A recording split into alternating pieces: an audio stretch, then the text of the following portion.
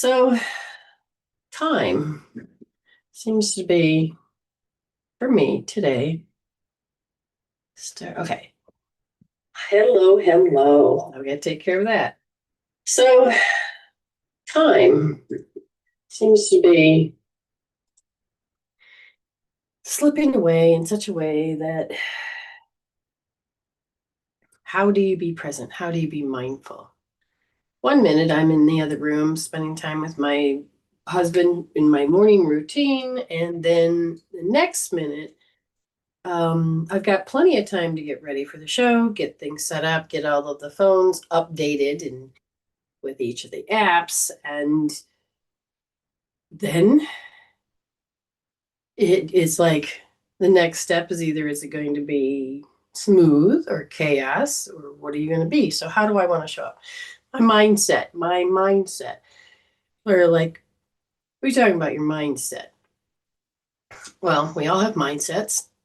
And the important thing about a mindset is, are you aware whether you're what you're thinking, how you're thinking? Do you use flippant language all the time? Do you have nervous anxiety, and so your communication process may not be the best?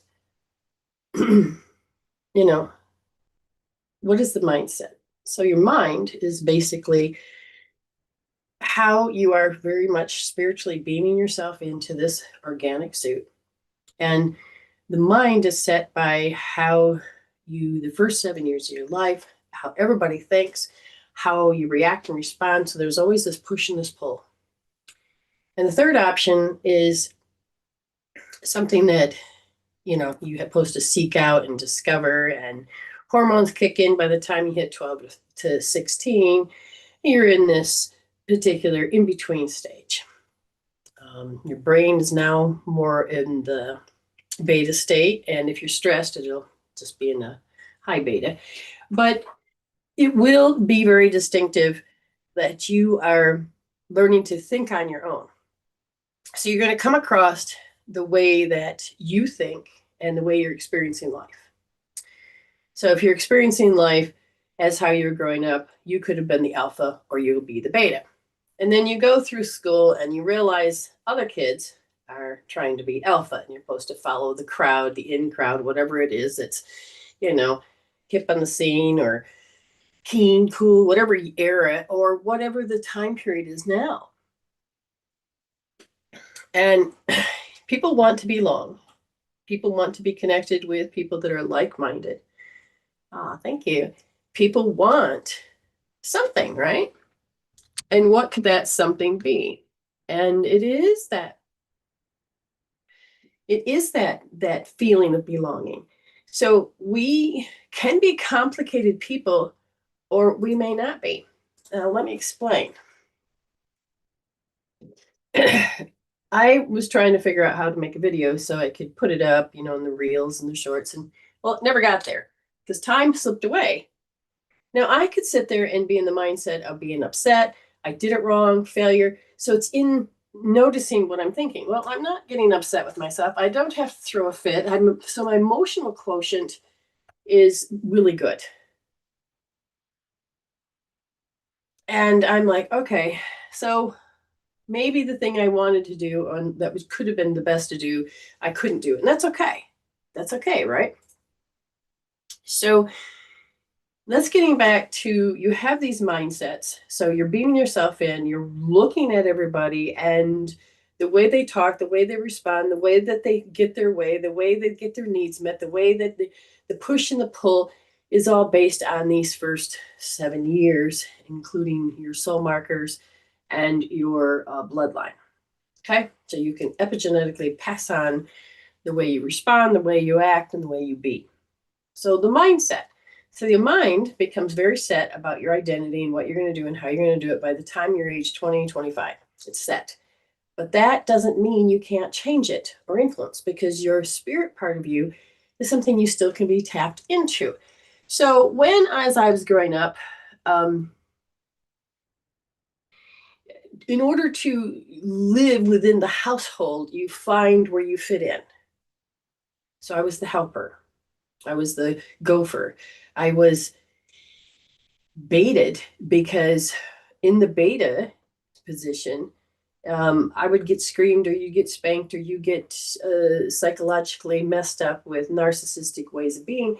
And you take the beta position because it's survival. Now, if you have to take alpha positioning, that is also survival. So we have to survive our childhood.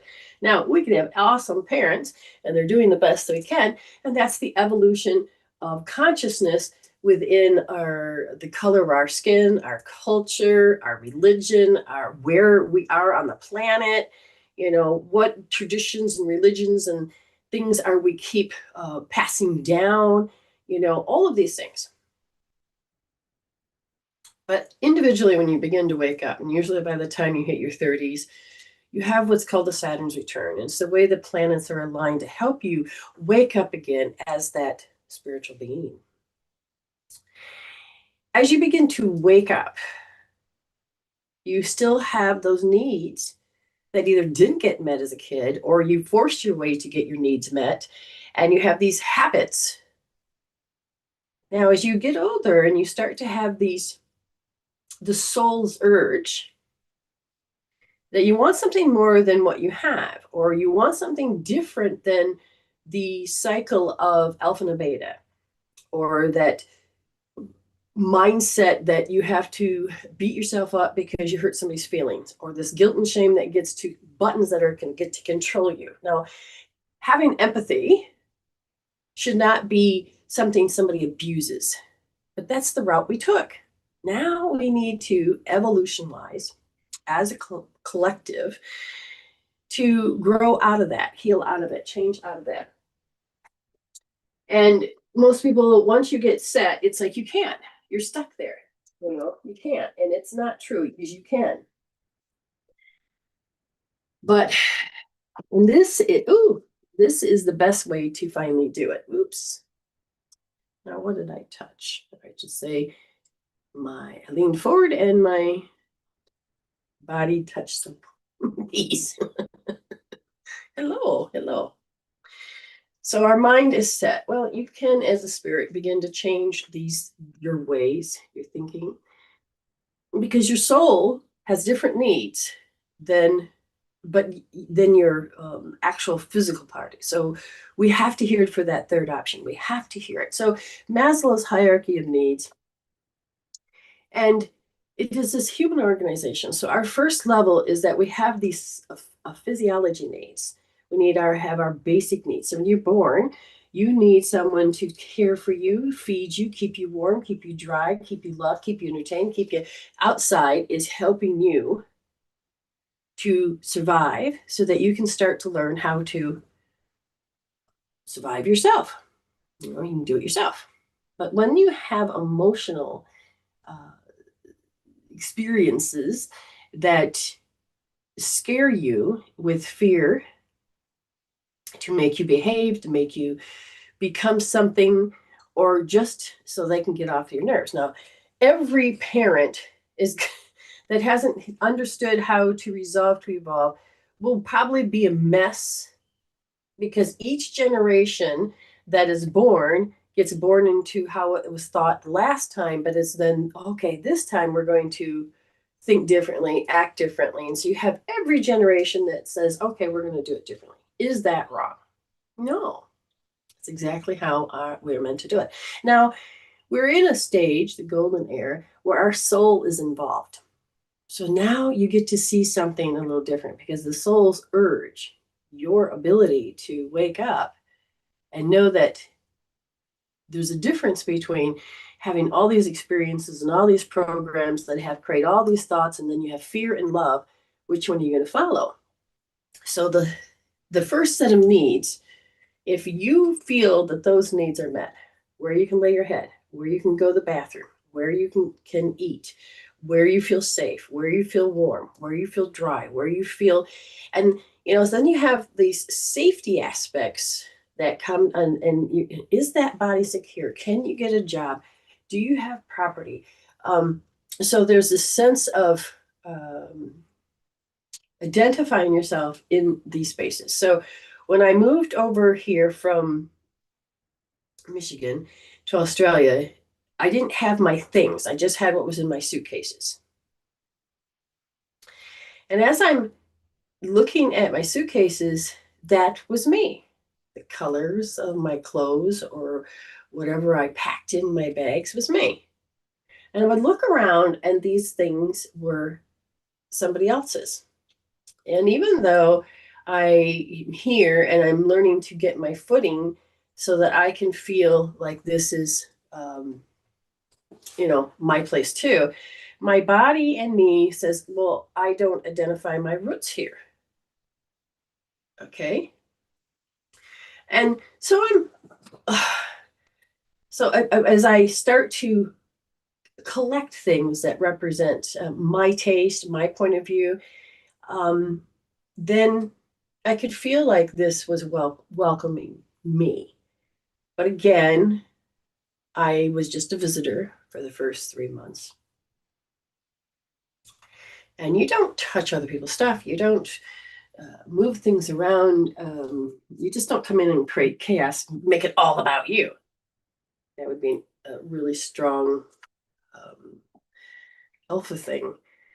And so, how do you get along? How do you work with another person's space, especially if it's their space and they're sharing that space? So it took me about 2 years before I realized this is my home, not going anywhere. And so I had to make sure that my needs were met. So physiology, yes, they were. Safety, yes, they were. But then you have this love and belonging. And this love and belonging is this certain amount of, on a social level. Most people don't include themselves, but because I loved myself, I didn't notice this as much. But I loved myself. And I would watch how other people wanted to belong or their needs need to be met. But my like-mindedness, it was, that you can be completely like-minded or you're going to have differences. But social skills, friendships, connections. And for the first 4 years, or 3 or 4 years, I didn't really have a friend. I had my husband, or yes, my husband. He's my friend, but female friends. And so I put out and I used the healing tool, the Golden Lasso. That's Medicine Womb Solutions free healing tools on our page. So I used that and I used the Golden Lasso. And I gathered 2 people, 2 women. And so I could feel this love and belonging because that was the gender like-mindedness. And it was a friendship thing. And this felt good. And having a relationship with my husband as friends as well. 2 peas in the pod, we just crack each other up and we love it. So now I've got my physiological needs met. I'm feeling safe and I'm belonging. But then I had to work on my self-esteem. I loved myself, but I had to work on my self-respect, my confidence, my achievements, my purpose, because people that seem to die off have lost its purpose or never found their purpose. So your soul needs a certain direction to go to. And so I connected more with my spirit. What do I need to do? What's the purpose? And then all of a sudden it was, wow, I had self-esteem. I had self-respect for myself. And so then you'll put up these healthy boundaries where instead of getting approval, going outside yourself to get your needs met, you start to be inside and you start to have your needs already met. So then you have to get to this next level of self-actualization. This is a desire to become the very best version of yourself, hitting that one potential and being able to feel this desire and love every single day. And I've make sure all of these are taken care of. And anytime it feels like any one of those are not met, I go and address it, heal it, and change it out, because we have these 6 S's: safety, security, stability, sanity, serenity, and space, which is your freedom. And as I look at these, like, what is the physical thing? What's one of the 6 S's that are off? My life, why isn't it moving in the direction? Do I have too high a standard? Blah, blah. Could think 1,000 times, but I'm looking at, I love myself. Everything is great. I learned to communicate with spirit. So if any of you watch the Celestine Prophecies, he talks about how he can see things in a different light, different frequency, a different. So he felt more guided to go down this road versus this road. And so I have really connected with that spirit part, but I cannot just be in the ethers. I have to bring it in physically. So I'm teaching about how to become a spiritual human, because that's what I've been achieving. So as I began to, look at that hierarchy of needs and then keeping them balanced, and it isn't fighting, it isn't controlling the people in the alpha stance or being the beta and being the victim. It's a sigma. It is rising within like a phoenix and moving in that direction of staying in the space, peace, cup of peace, and staying in love. As you watch life unfold, you have all these potentials constantly and superpositionings. What's the next thing that you glance your eyes on that's going to become a particle, and how is it going to show up, and how are you going to be with it? And if I look over and it's like today was time, because I had 45 minutes and all of a sudden now I got 2 minutes left, I could auto response, meaning a program just can pop up, or I can take and say, how do I want to show up in this next couple minutes? Now, didn't have my contacts in, didn't have my makeup on, my hair wasn't done, and I'm like, what do we do? Well, what do you want to do? So you got a few minutes. So as I'm setting things up so that I have 1, 2, 3, 4, 5, 6 things that have to, phones and pads and computers, get those booted. And in between each time, I go ahead and I would do one item, get things checked off my list so that they could, be somewhat presentable. Or I could have gone into an auto response. I could have gone into how I learned it from others. I'm supposed to have chaos. I'm supposed to feel stressed. I'm supposed to be having anxiety. But I don't have to. I know this. So I don't have to glance, pick it up, and run with it. My brain can go, this is what we're supposed to do. No, that's what you were taught to do, because that's what you saw, that's what you put in.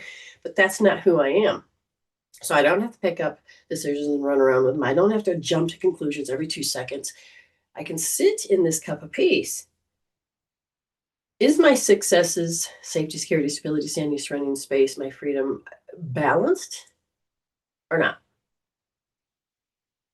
Okay. I can sit here and I know my needs are met.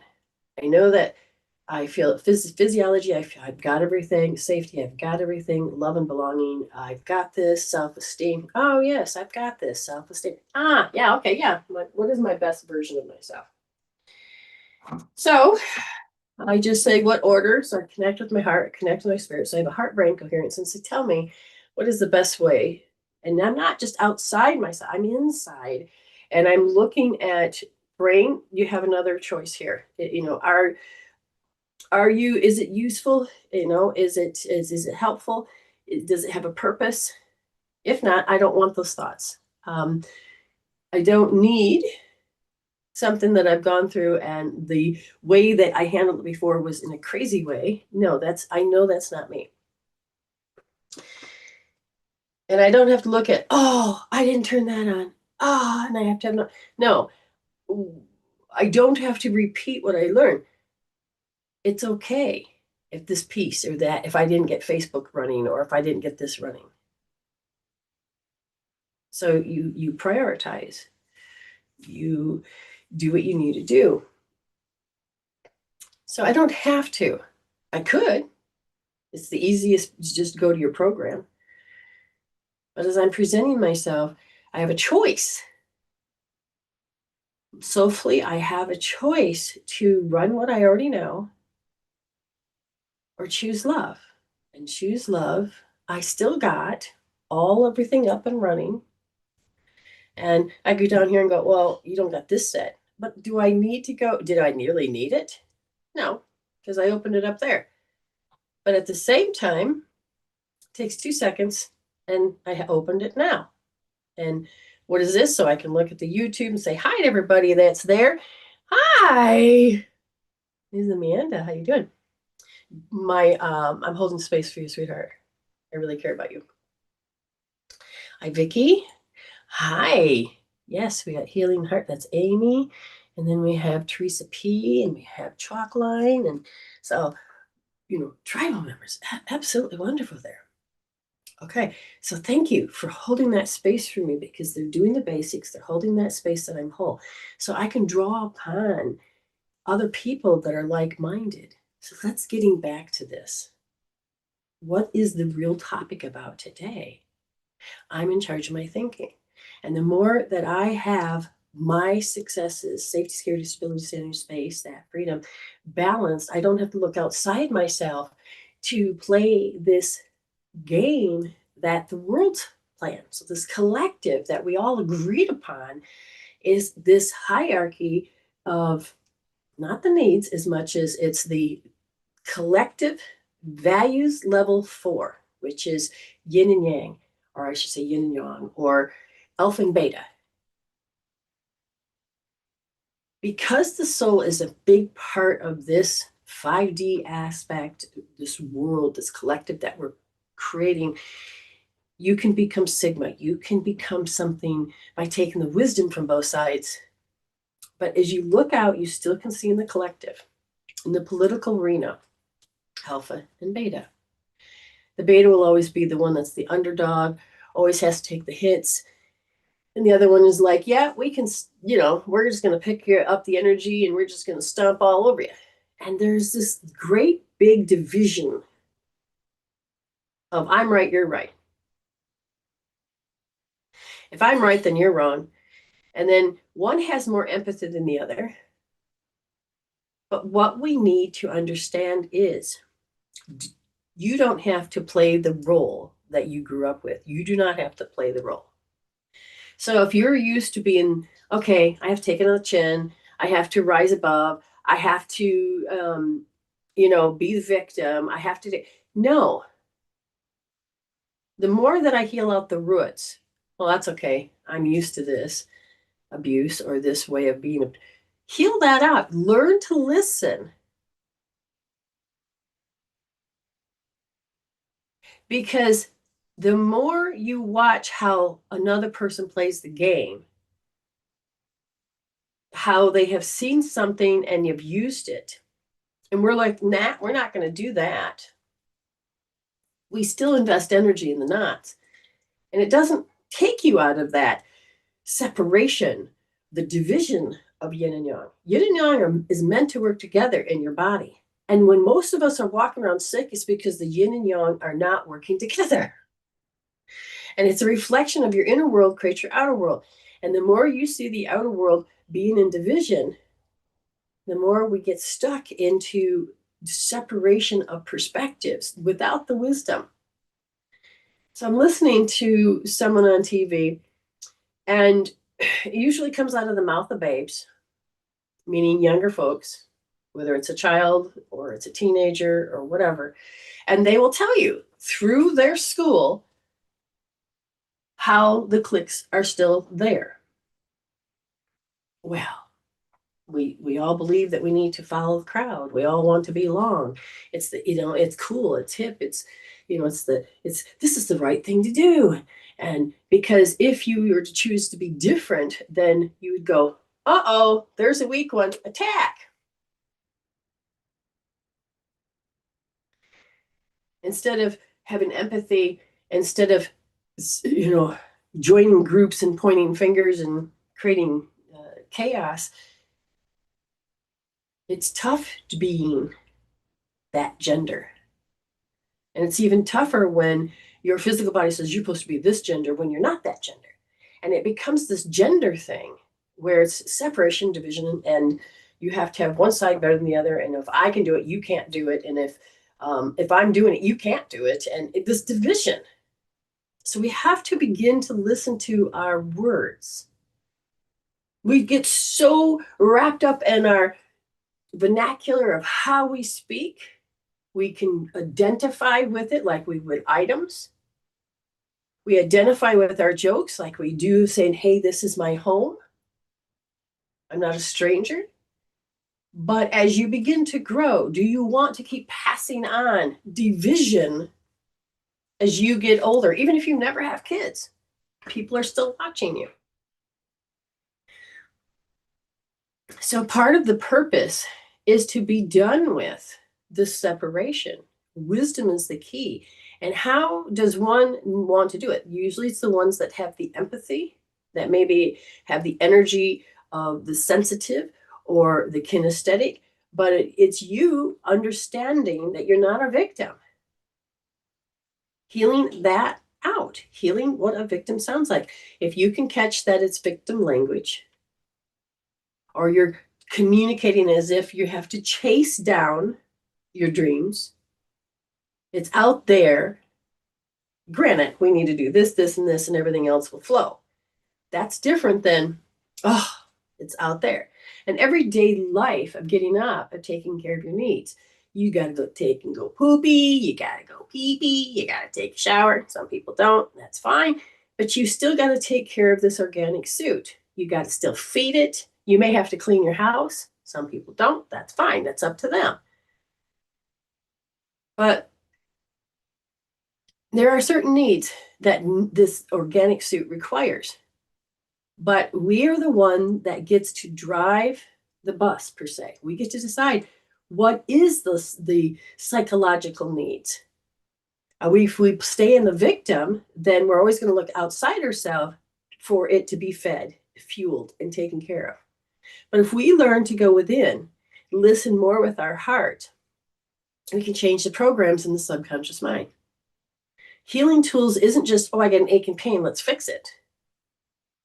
It's to look at life and say, I don't have a purpose. Well, let's heal out why you believe you don't have a purpose. It's in the beliefs. Oh, it's the value systems. I'm supposed to be beta. Are you? How about sigma? You get to rewrite how you want to show up. Well, it hurts too much to be kind because I get abused. Heal that out. Heal out how you know how you've collected that you are this type of person. You get to rewrite your life. As I begin to choose how I want to do it, I'm watching time. Like I said, I had all this time, and then all of a sudden it was like, it's gone. How am I going to react? How am I going to behave? Do I have to go into this RTJP, which is what I've been watching, this level of consciousness coming in? Right temporal junction, parietal lobe is to think what other people think. And I can give you a free reading in just a moment if you haven't had one from me before. And so the programs got kicked off. If you have the programs where you have an intolerance to, you don't like their behavior, you don't like who this person is, or I wouldn't do this and I don't like it, it interferes with my life. And if you are sitting there going, oh, they're going to just be this, and you build up your community, you're not thinking with your higher self or your high heart or your combination of the heart-brain coherence. You're thinking within the program, and you're thinking what your parents thought, what their grandparents thought, and what the collective is in the victim stance that says, I have built up this tube about how much, oh, you put that rag down wrong. Oh, you said that word wrong. Oh, you're so annoying. Oh. And you build up this intolerance. Oh, every time you do this and it shows up that way, I just disagree. Therefore, I have to hate you. Oh. These are programs, people. And do these programs need to be the one that controls your life?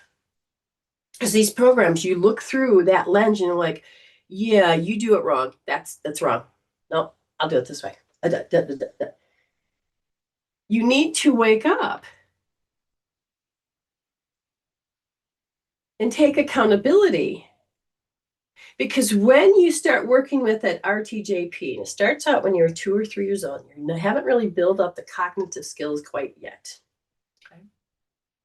You're just learning how to become this little human. And you're watching how other people are supposed to respond. You're supposed to hate that. You're supposed to like that. You're supposed to attack. If I need my needs met, I'm watching how they're psychologically screwing them over, throwing them under the bus, making them feel bad, shame and guilt.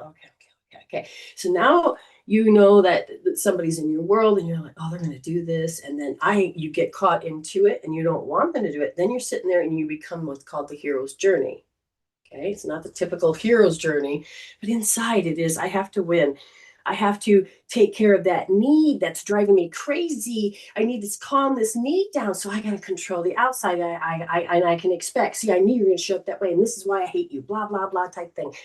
Or, oh, this is how I talk.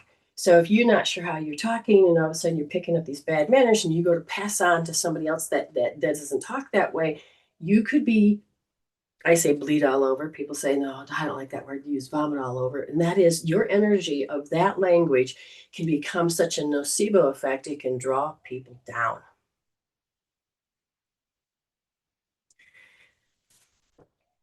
So the collective consciousness, what part are you in to play to help change the grid to create a new world? And as I sit back and I create this new world, I don't see the enemy. I understand it. I have memories. I have stories, but I am not attached. And those memories don't control me. My emotional quotient is actually quite healthy. So as I'm watching these people do these things, whether it's through text or communicating directly, or I'm watching it here and I'm watching it there, you sit back and discern and you're like, well, what part? What part do you do? What part do you change? What's my part? Well, I'm watching it. Where have I ever been a victim? Where have I done victim language? Where have I sat there and said, okay, I'm the underdog? You don't have to be this. There's wisdom hidden in these negative emotions. There's wisdom hidden, but to get to that wisdom so that you can become a sigma versus an alpha or beta, is that you need to take the emotional chemical peptides that your body creates so that you can feel the experience. And emotional chemical peptides, if no one's home, meaning you're spiritually and soulfully are not home, then you have to go into, I have to survive this. So you're going to watch how other people have done it. As we're kids, we get caught in our head, worry, fear, anxiety. We may decide that, oh, I don't have a voice. Nobody ever listens to me. Well, right there, if you can pay attention as an adult going, if that statement is true, and it's true in the past, but in the next breath, you're going, yeah, I can say what I want to say, blah, blah, but you're talking about two sides of the mouth. You have to put your parts back together. But in order to do the integration, you need to change the emotional chemical peptides. Now, the emotional chemical peptides can be found if you as a spirit pay attention to what's coming out of this mouth. Or what are you thinking when you start to feel less than love? Your energy and your aura is wide open, and you are now trying to survive physiology, survive. It's that first level of your needs that need to be met. Okay. Because if you are, let's say, married and things aren't going well and you're scared that you have to go out and make money, and let's say you can, but then you got to go out there and do it alone, but you don't want to be alone. Okay, those are the things you have to heal.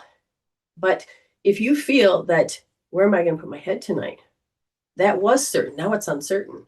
Where am I going to get help and support? That was certain. Now it's uncertain. There's a part of you that has to pay attention when these kick off. And if you are not paying attention to how you're thinking, it's not, For instance, the mindset that I have to win this battle. I watched how somebody drove themselves almost crazy. If they think this, I got to come up with this. And if they think this, I got to do this. And all of that stress, all of their body, they're doing this, doing this, doing this, and this, that no one was home. They were not present. They weren't even, they would put down this and it looked like dementia. They weren't paying attention. They were moving things around. They were doing the dishes. They were doing all these things, but nothing was in this place because they weren't present. People will look right through you and they think they're having a conversation and then they think, God, that's rude. They walked out. Well, if you've ever been on the receiving end, they'll look right through you. They're in their fears. They're in their worries. You don't exist. They are trying to figure this out and then this out and then this out, this out. And living inside that. And just think of all the chemical peptides you're creating that are so unhealthy for that body. Okay. You have to decide. You have to decide who's home.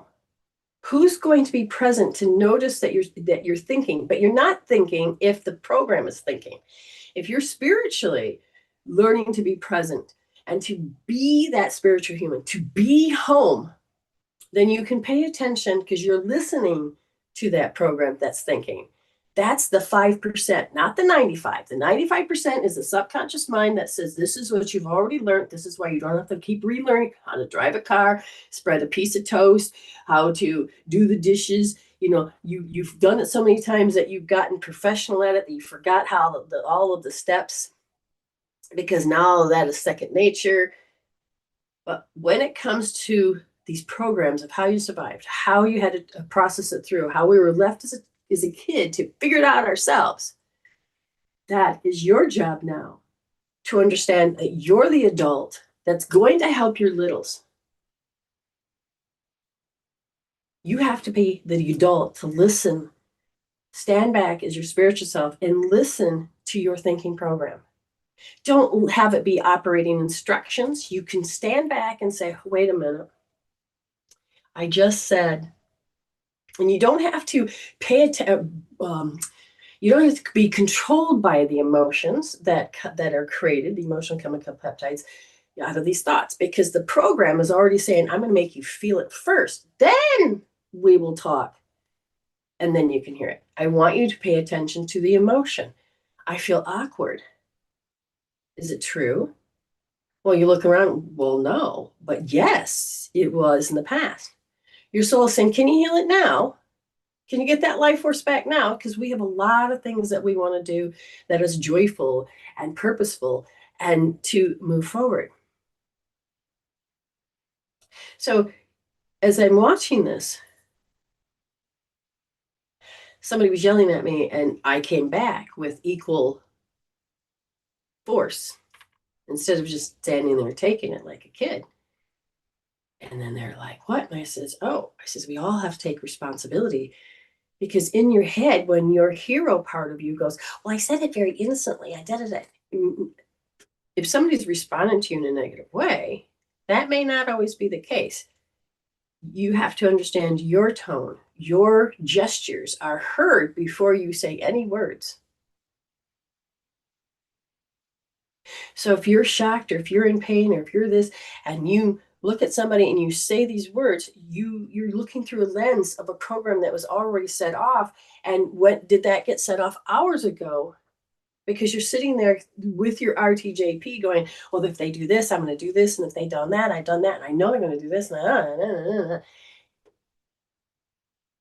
You have to rebuild this RTJP. You have to rebuild the fact who's actually listening to the program that's talking. These programs, people go, wasn't that the devil? Your fear creates programs. And if you've been in fear, then the programs are going to feel really real, but they will control you. And there goes my one phone. It just closed down. Must be too hot. I'm going to unplug it. And so then we have to care for it because it may be an older version of yourself. You got to care for it. You have to decide, does it need a cooling down period? Do I need a cooling down period? Do I want to stop? Do I need to keep going to the conclusions? Again, if you're thinking without putting your hand on your head, your body, your brain, the frontal lobe that creates reality, is the program is creating your reality and you're not, then the blood will have to go, if you're in fight, flight, freeze, then the blood will have to leave your forebrain, go into your body. Okay, it'll have to go into your body. Wow, it shut down the phone completely. Okay, so we're going to baby it a bit there.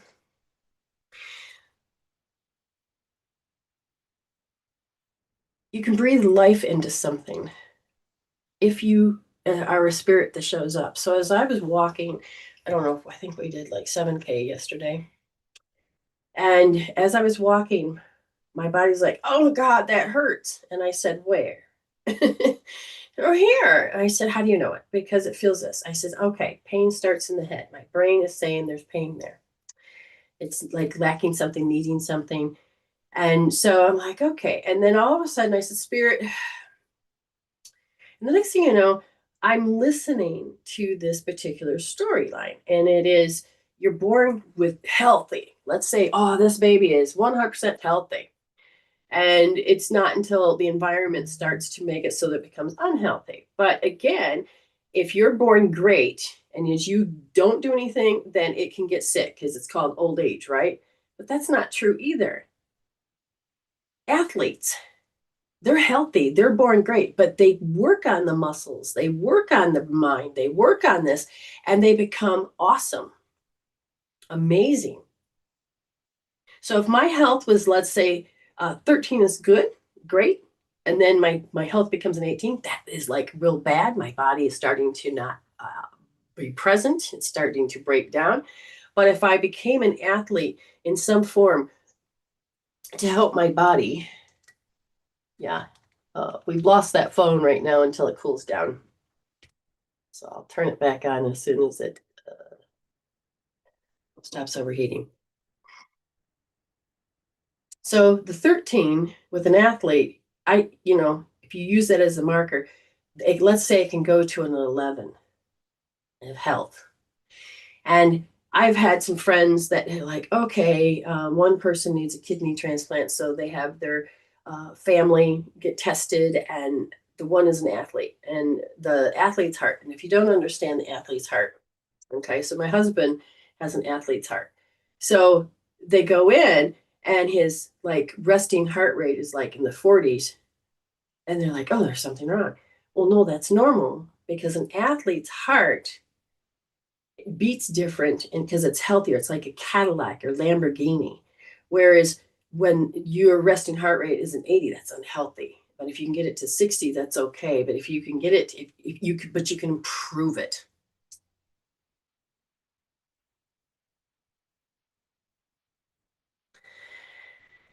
So I'm looking and Spirit goes, so it's this body hurts. Well, why do you have to follow it? Okay, I'm doing my best not to. And Spirit goes, well, you move the energy. So I used SP. I rubbed a few points and my body started to get energized again. And the pain went away because I didn't have to focus on it and make it worse. So I'm looking at how my body was like, well, do you want to be an athlete or do you want to take yourself out because you're aging? And there's some people like this woman, she was 60 something, and they said, get prepared, your body's getting ready to die, blah, blah, blah. And she said, nope. So she started weightlifting and she started following her kids' regimen. She turned her health around from, let's say, an 18, which is getting bad, to a 13. And because she's doing it every day for several years, she made herself healthier, including her heart and everything. So now she can go up. So there's this degree of you coming great, but you can actually make yourself really healthy. And then unless you just want to follow the next logical step of being sick and taking yourself out, it's up to you. It's up to you. What am I saying about all this? Are you present as a spiritual being? Are you present?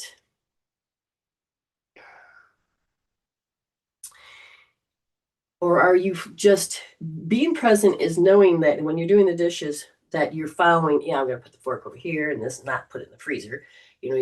You're present. You're not looking through what you're doing.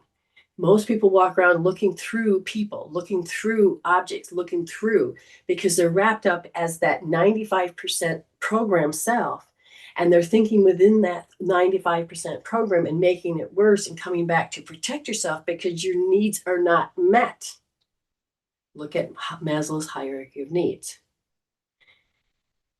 And if you're trying to control the outside, understand there you go.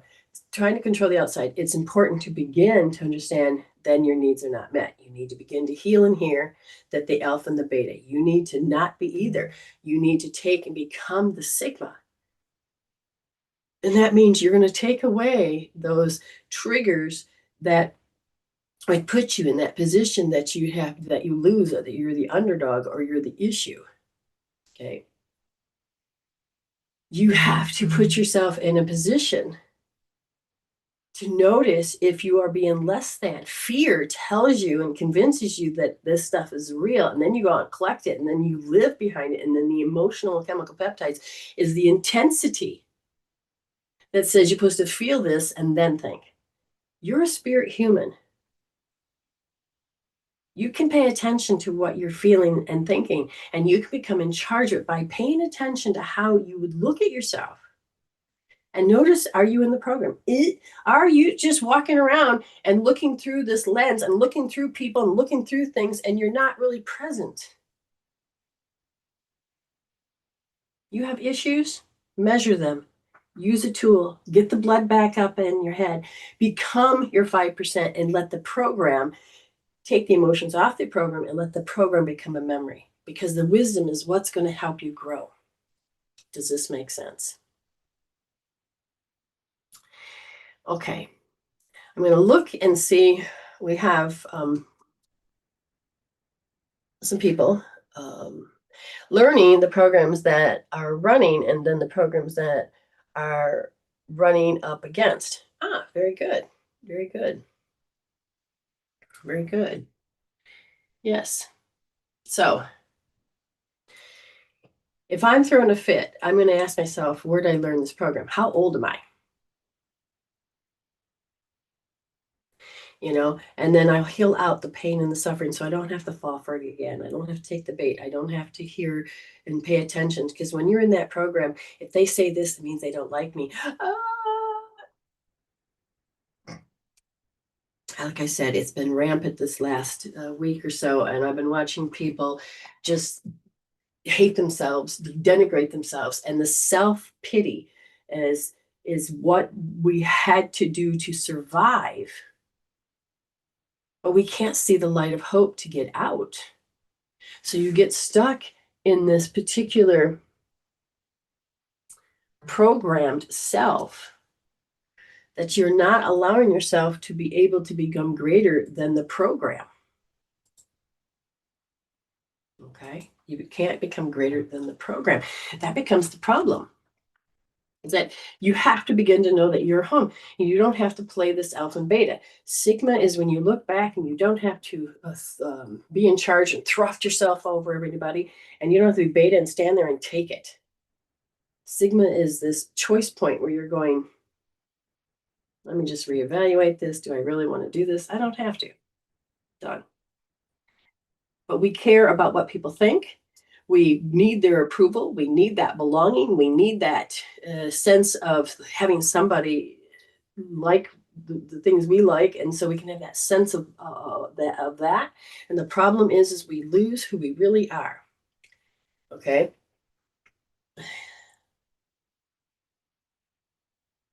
So what's this thing about AI? What about this? One thing it told me when I was updating, it says, do you want AI to answer? Is that what you're seeing? Created, labeled as AI generated. It shows it on this end. What about this is AI? I don't understand. It says this is AI generated. Oh, it's a program. That's what that button means. Oh, that's what it means. Okay, let's see if I can get it from here. We're going to take that out. Now we've learned what that is, because I pushed a button. It says push this button, and it's so small. It's not AI generated. Thank you very much for working with me. so I can learn. I think that was my fault when I hit that button when I was trying to update it and push those little things. So thank you for that catch. That is really good. It's gone. I don't know what you get to see. But whatever it was, I hope somebody took a picture. Let's see. Oh, so explain a little bit further. She says, learning the programs that you're running and the programs that are running up against you, and that is meaning other people's programs. Now, that is a whole nother show to itself, but it is. If you're not present and you're looking through, their programs are not going to affect you. But if you are in a program and you expect them to show up that way, then they can't show up any other way than you let them. But if you are learning to be your spiritual self, and then their shit is their shit. So you are standing here and they're running a program. Maybe they don't know they're doing it. But you're aware of this program, these buttons and the things that they say, the gestures and the tones, but you're not going to fall for it. But we have these energy pulls that people play. I think the Celestine prophecies talked about 4. And I think they're much more deeper than that because again, some people know they're intentionally doing it and some people don't. So, it depends on where you're at. Now, all of a sudden, I feel like somebody has got like their body is doing, I'm writing the word allergy. Okay, so apparently I'm going to get ready to do my readings because my body is like, oh, thank you, I'll take that. I was in the store and I sneezed a little bit, but I was all covered up and everything else and blah, blah, blah. And I heard, bless you. And I says, I'll take that. And he says, all right, you can. Here's some more. I'm like, oh, all right. So I thought that was neat. Okay, so we have Amy that's coming on. And I have to find out if Teresa P is coming on because let's see. I'm going to wait for it to pop open. Yes. Okay. Yes, she said yes. So Teresa and Amy will be coming on. If you're more than want to come on, if you want a free reading, I'm here to give you that, but you can get more. So Sonia says, oh shoot, my screen moved. What happened?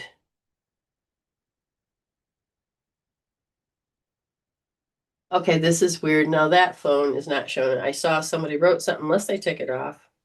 It's gone. Oh, there it is. Stuck. Oh, Jesus. Go. So somebody was saying, okay, with their experience, they say, go back to the rightful owner, negative energy, leave my friend. May you find strength in your time. So hang in there, send that energy back to the rightful owner.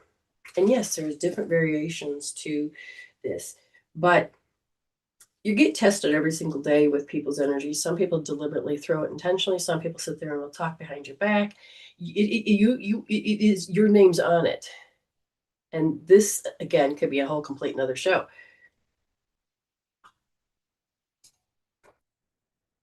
The more that I rise as my spiritual human self, my Sigma self, and yes, there'll be hate groups or people that don't, that hate what I do, and not just me, but hate what I do. And these can have bad connotations in the collective and this and that. Now, if it has your name on it, it can come to you. But if you realize that even if your name is on it, you do not have to absorb it. This is why we do in Tribal Basics. We do the basics to build this because you do not have to always be affected so extremely by the interference patterns. You can be the bigger rock. You can be a different tone and frequency. And you can start to balance yourself from head to toe. Or they talk in the head about you. Yeah. And then what's funny is on them, the karma is they become you. And then if you're in a good mood, that's great. But if that doesn't match them, then their cells are going to say, this code is supposed to be like Robin's code. Okay. So All right, we'll just say, okay, let's say I'll do it. So my cells have my code on it, my specific Brenda code. And if I'm sitting there going, oh my God, Alan, I wonder what Alan's thinking of my husband, blah, blah, blah. And if I go keep doing this again and again and again, what happens is that I'm going to becoming my husband. But my cells are going to say, but this is not, that says Alan, this says Brent, no. And you can have interference patterns on a whole nother level. And this is why I teach people in my tribe and my students and whoever to make sure that you are your name, because you can take on a whole new perspective. And if you have, let's say, I've been thinking about Alan, being Alan, and my body starts mimicking, let's say he has a left shoulder pain, I'll have a left shoulder pain, or I'll be the opposite mirror, it'll be my right. But at the same time, my body will try to take on that particular personality style. And it has a whole different thought pattern, which will be a whole different emotional chemical style. And if your brain is doing this, it can really change your the way you see things as well. So if you're thinking about how people think and all of this, and all of a sudden you become that person, it's going, did my phone die? Jeez. It's cooled down now, but it's not turning on. Again, this could be a whole class in itself, these different lenses and different things. Okay, so this phone is like gone. I think it finally died. Thank you, Spirit, for the replacement. Yeah, it's dead. Finally died. Well, that's not turning on. So this phone is dead. That's okay. That's all right. Thank you, Spirit, for taking care of this. We got to get that taken care of. Now, we also have, I think somebody said, I believe it's my friend Jenno. She's here. She wants the reading. Are you coming on to communicate? Is that what I got? Because never comes up right. If that's the case, then we have Teresa and we have Miss Jen O. Let me see. I think she was on that screen I saw her in. Hi, Miss April Lynn. How are you? Sending out love. I'll take it, and I'll send some back too. It's just taking a nap. Oh, those actually feel good. No, just got out of the bath. So we're having a I'm going to be not live, okay? But you paid for a chat, so it never comes up correctly on my phone. So that's why I always have to double check. Okay, if you have anything specific, let me know. So I don't see it that's written. Yes, chat. Okay, let me double check. I don't see nothing written there. So if you write me or whatever, I'll see. What do we got? Oh, good. Wow, it does say it's AI generated. No, this is an AI generated. Gotcha. Yeah. I believe that was my fault when I couldn't see the button I pushed. I think I fixed it though. So what do I want you to learn from today is a lot, but yet it's not. So you can rewatch this again on YouTube. Medicine Woman Soultion. That's Soultion, and subscribe. Help me get up to 1,000. And Amy Arbuckle, are you here? And then there was Kyle Bell. If you're either one of you are here, I can. Oh, do you want to continue broadcast? Yes. Oh, I don't even know what that button's about, but I can't get to the screen I'm looking for. There we go. There we go. You had a trigger. Okay, well, look at that. So I see Amy. I don't see the other one. Let me just take care of this real quick. So because you're new, you get your free reading, and anything else after that. Okay, yeah, ready. Now, I don't know. Have you ever seen this type? Me as a type of reader before? Have you watched any of my programs? Because I don't do a typical reading. I do my best to help you understand what your soul needs and what your soul wants. Okay, so we have to resonate and understand that the energy that's being presented before me is you're presenting it. You're going to jump on YouTube, you go for it. All right, Miss Amy, Arbuckle. I feel that there's a power loss. So there's like lack of power. And I says lack of energy physically. No, they said there's a program that's within me. I just feel deficient. I feel like I can't reach my dreams. I feel like I got to chase things down, but I'm not receiving. Do you following with me so far? And if you're having trouble having this reading, you go over to YouTube. If you want to listen to this again, go over to YouTube. So I'm looking at Amy and seeing if she has responded. Does you resonate with what I'm saying? I'm not just saying these words. Yes. Okay. Now that you're following along, notice the pattern. Does this happen always? Does it happen often? Did it happen in the past? Or is it happening right now? Or you expect it to happen? Depends on how you're looking, if you're looking through the program or looking through, she said yes. So what I need you to understand is that you are saying, what about me? And it's what I'm looking at is that you were always told to take the passive position. You can't really be assertive or aggressive or any of this. And you're supposed to wait patiently, wait your turn. I feel like there's a lot of manners involved in this as well. So what they're saying is that this has to do with relationships. And in relationships, you are meant to be, do you have a soft voice too?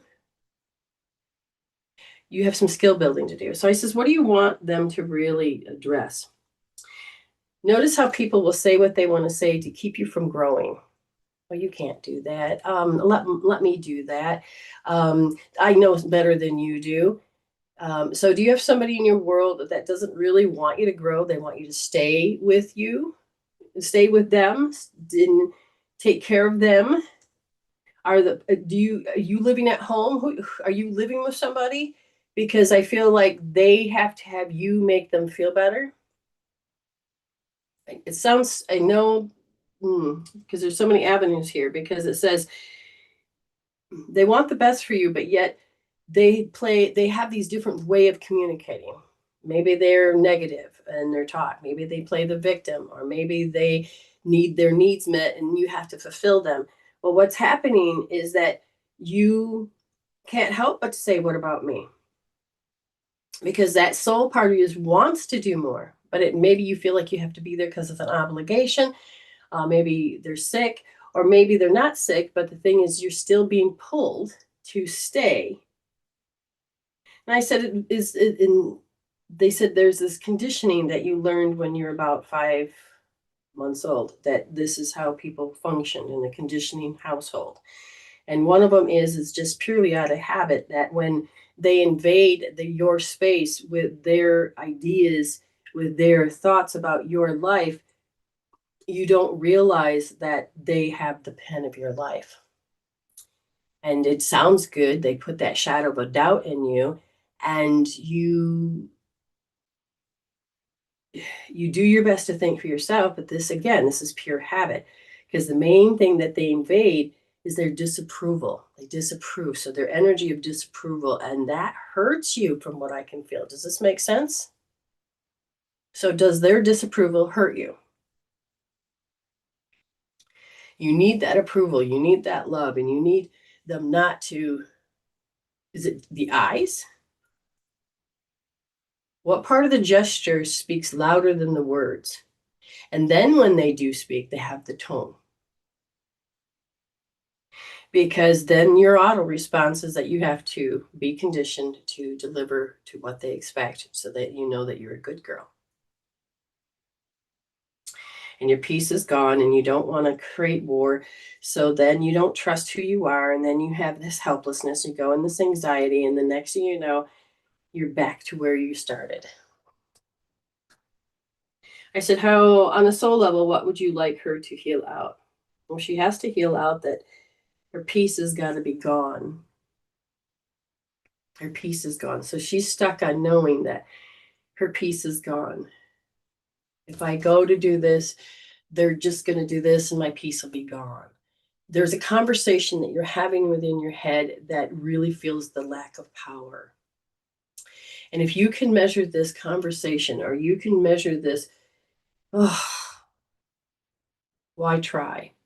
Because if I do this, then they're going to do this, and then I'm going to be back to where I'm at.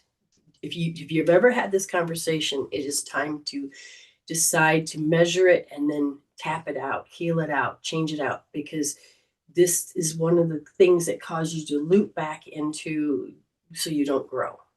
You have to keep going through the strategy pattern again and again and again. So, and there's several things I could do here. So if you went, since I use healing tools, understand, you can know, if you don't know what emotional freedom technique is, you can use that. There's free healing tools on my website, medicinewomansolution.com. I would look at OMG, EFT, but this one I'm going to have you do. And this, again, all the healing is done with you, but you got to measure, because you just have to decide if you want to change out the emotional chemical peptides.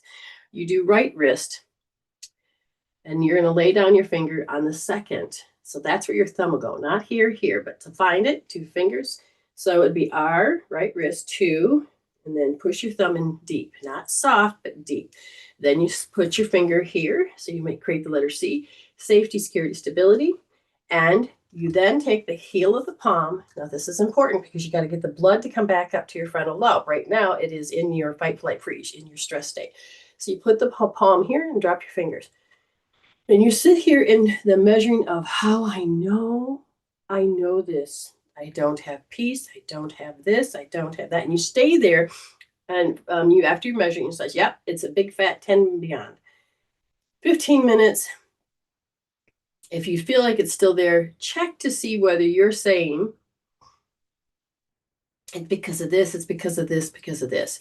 These are conclusions. You can write those down, but they're going to stop you from healing. So get back into the feel. Oh, the feel. So go back. But if you feel like it went down and it's like an 8, good on you, because you're saying, I'm ready to heal this. And so keep going back to how you know. And even when you feel like it's gone, but it's still there, don't keep it around just in case. You don't need it to grow again. You want to heal it to 0. Okay. And if you're like, well, this isn't going to work, or you get it to 0 and all of a sudden the next minute you get your test and you fail the test because you're thinking back into it, you have to stand up to, oh, wait a minute, this is a choice point. I can go back into this feel, or I can heal it out. And majority, when you first start this, you're going to have to probably repeat healing this out, measure, repeat it out, because this, you've got to chip away at this issue. Okay. All right. You want to re-listen to this again, go on over to YouTube and you go in that direction. Okay.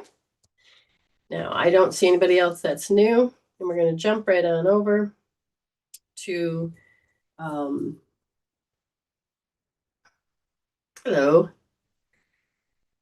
Okay, thank you. Heal. You're worth it. Don't just think this is you can do this. It doesn't hurt anything. It helps. It helps. All right, Jennifer Osika. Let's see, did she did. I have to reread where it's at. So my trigger happened this AM. Oh, okay. A little bit more information. Were you at a situation where she was supposed to be there and you're looking at it and go, she's not there? I need a little bit more content, just a little bit here. Okay. She's on YouTube now. A little bit more contact with this. You can either write me in chat so that it's more private. That's up to you. But was there an expectation and they weren't, and then that bother you? Or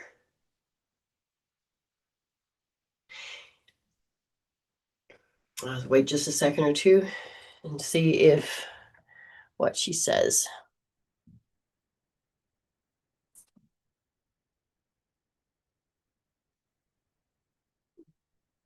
Well, thank you very much. Oh, after that phone was finally wore itself out, I guess. Oh, it needed to be really cold. It just kicked on. Thank you, Spirit. No, it was a conversation that happened with my son and husband. but you got triggered. Go to the chat room and explain to me, and I'm just going to put this out there. Somebody judged, somebody went, well, and there was an expectation that this person, I could feel, failed to do. Okay. Did you relate to the conversation that, oh, that sounds like me? Or is that, because there's something here, because again, I'm watching you listen, but whose button actually went off? This person uses my family. Okay. So they fell for it? Okay. If it is, it's on them. I'm not sure what's going on. All of a sudden, I can feel like the nerves are going off. Okay. So immediately, what I want you to do, notice the second word you used there. Measure that for me. Okay. So notice that you are in a program. You've lost power. And you don't like how other people fall for this person. Why are you falling for it? Why? So there's several triggers, but it makes you feel deficient. Okay. So what we're going to do is we have to get the grounding for you. We have to get you grounded. So you need to go to your right side. Get your magnet. And then go to that stomach on top here, right before the curve, right in the middle. Use your hand or your magnet 24 times and then push in deeply. Feel that word hate. And I'm proud of you for catching that you're in a program and that you got triggered. I'm proud of you for that. But notice how you feel deficient to make it stop. Their behavior, you don't like it. You see how it's hurting others and you can't make it stop. Feel the deficiency and then deeply rub. Deeply rub.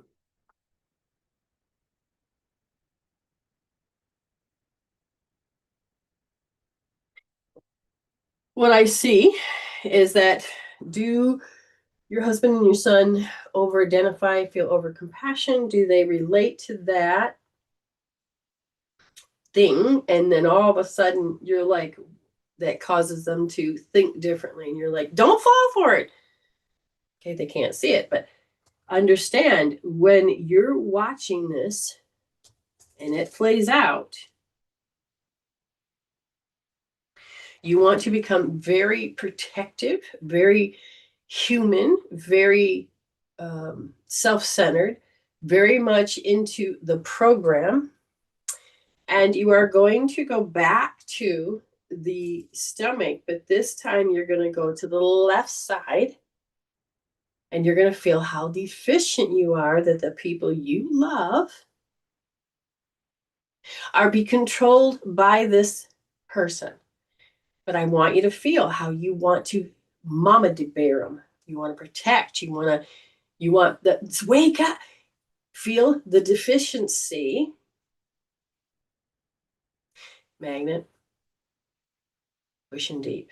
Then go over to your right and do it again. So this is a second layer of two particular things. So the first layer happened when you felt like you were deficient at 3. The second one happened when you were 5. So two major events that occurred were very much from an outside controlling things that you love, and the things that you love get hurt. And you're like, no, you couldn't save these people then, and you can't save them now. And that is why you feel deficient. Deficiency, from I can feel this very much deficiency. First, the triple warmer comes in and starts messing up your stomach. Then it goes over to your pericardium and takes energy from there. But then it takes it from your kidney area. This was a total test to see if the pattern was still there. When you have finished both sides, then we're going to have you do which one? Okay, both. Okay. Now this is a deep-seated point, a deep-seated point. Okay. So you're going to go to your left, and I'm wearing a shirt where I can't really. Oh, maybe I can. It'll be at your elbows. Okay. So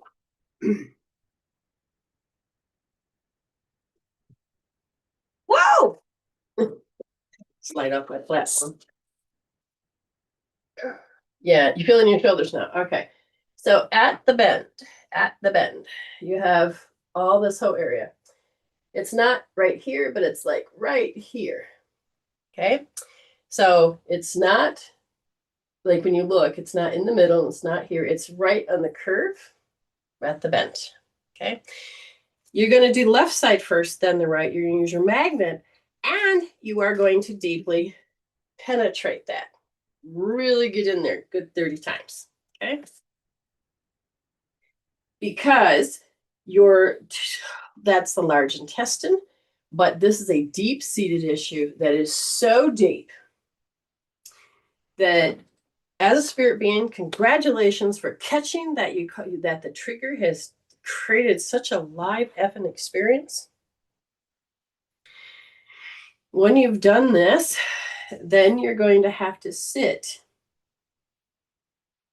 in the right wrist, second position, deep.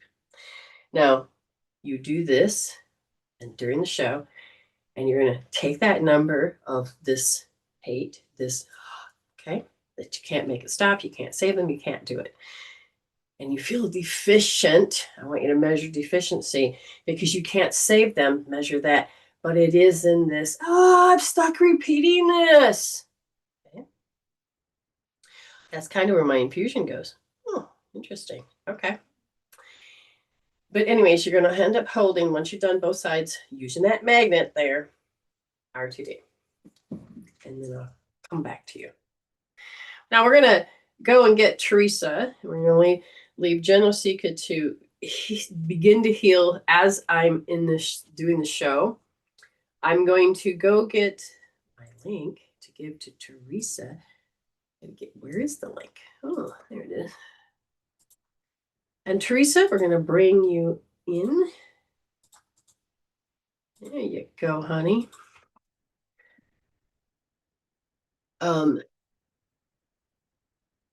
Curious of how. So next week I'm not going to have my show, but I will have tribal. Me and my husband have got to do something, and so I'm not going to be available on doing my show. But you can watch all the repeats, like, share, and comment, and to make sure you subscribe.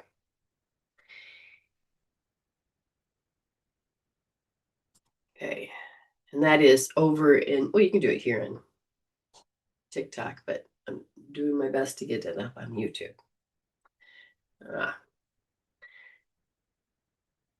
There's a bunch of 2s there. 2, 2, 2, 2. The energy. I'm switching. My panel just switched, so that means Teresa's getting here. Okay. That's good. We can do that.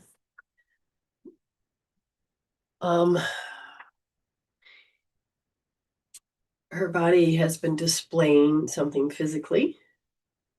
And with that, we're going to address it the best we can. Now, when it comes to a physical thing, nutrition is important. If you're not absorbing properly, then it's an organ thing or it is a system thing. But either way, we still can move things, move energy, change energy. We can do the best we can. Okay. Right now, I'm using homeopathics to help my body, and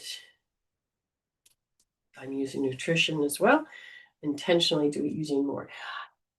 Hello, Teresa. Hi. Okay, so you overpaid, a couple times, and I just, and she paid again, but I want to honor you by helping you do this because what you got is it's a Thank you. big thing, and Yeah, head to toe. Like, my head God. to toe. Now, what's interesting about the head to toe thing? Okay, so now my phone came on and then it died again, so it's cooled down. It's something to do with the phone. It's to do with the communications process. Okay, this is where I'm going. Okay, you ready? Yeah, So the first thing is that she sent me a picture and it looked like hives. And so we had a discussion and she says, well, the allergy medicine don't work and nothing seems to help, but they're itchy and they're red. And I said, if you drew a picture, would the picture appear? And your answer was yeah. Like yes. sometimes though, like if I like a scratch, yes, just like lightly touching, like if I Oh, barely touched, no. But if I like scratched lightly, it would be mhm. like a red line. Right, right. So a few years back, my husband, my healthy husband, my athlete husband, Hmm. um, had head to toe, well, not quite on his face, but yeah, everywhere else. And so he goes to the doctor, and allergy medicine wouldn't work, creams didn't work, and they said, "Oh, this is what's called an idiopathic disease," and means that they have no idea what this is. And once you get a title, and you're like, "Oh, yeah, I got an answer," but if it's just like idiopathic, it's not really an answer. So he said, "You'll have to live with it, and chances are it'll be with you for the rest of your life." So my husband comes home. He's like, "What?" And I said, "First of all, we're going to take the power of suggestion out of you. We're going to take and heal out these fears that are there. And we're going to start just to talk to the body." And so we did this program for 3 times a day, I think, for a few days. And then it disappeared and has never come back. So we're Oh, going to look to see if it follows the same line because you could draw on okay. my husband and you could see pictures and you're like, So let's find out. The first thing that your body says is that it has to show up on the skin. And the reason it's doing that is that so funny because they're using the word rub and incompatible. So is this something to do with sensitivity? No, something, the first thing that comes in is that something rubbed you the wrong way. So in your life, has something irritated you just recently? Yes, that's what I was talking about the here. I was trying to sleep and it was happening and I got really frustrated with it. And when I woke up, the rash was behind my knees and it just spread from there. Which is Okay. weird. Behind the knees, I don't know if that's like the meridian somewhere that is I think attached it's to it more or of a something. lymphatic system. There's a Yeah. meridian, bladder meridians like this. So first of all, I'm looking at. Give me more detail. So you were sleeping when this aggravated you? Yeah, I was trying to. Okay, and you And couldn't sleep. they were not letting me Who weren't? basically upstairs. Oh, your neighbors. Hmm. Okay, so this is a physical thing.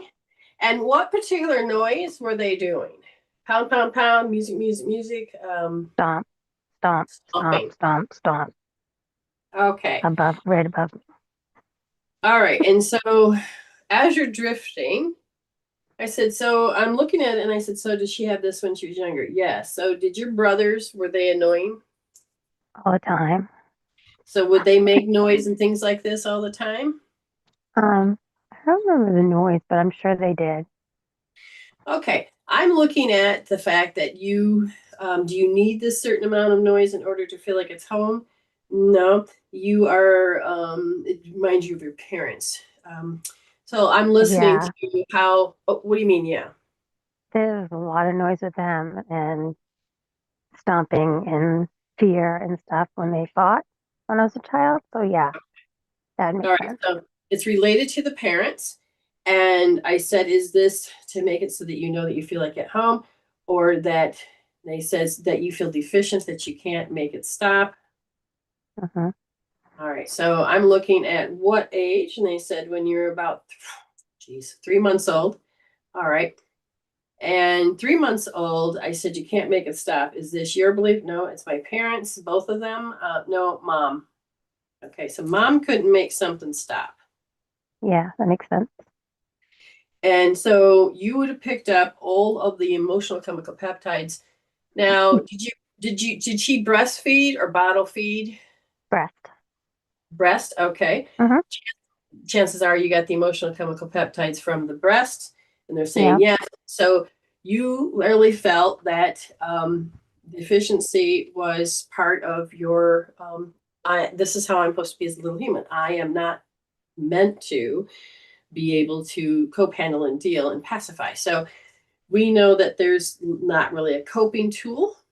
Okay. Now, as I know that these chemical peptides had been in your body, what do you want me to do? And they said, it's others, others. And I said, okay, so I'm going to have you think others, like other people's, the way they've co-handled and deal. You can even think breast Mm-hmm. milk, but you're going to feel others, and you feel deficient when you have to be with others.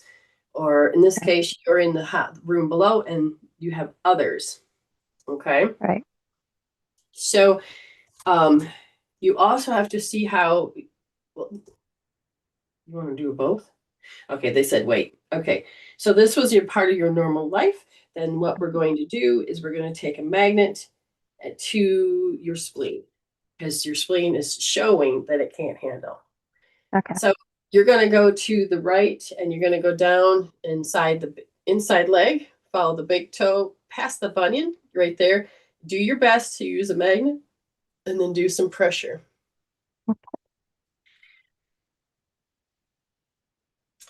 Because the body is saying that the nerves, how do I want to put this?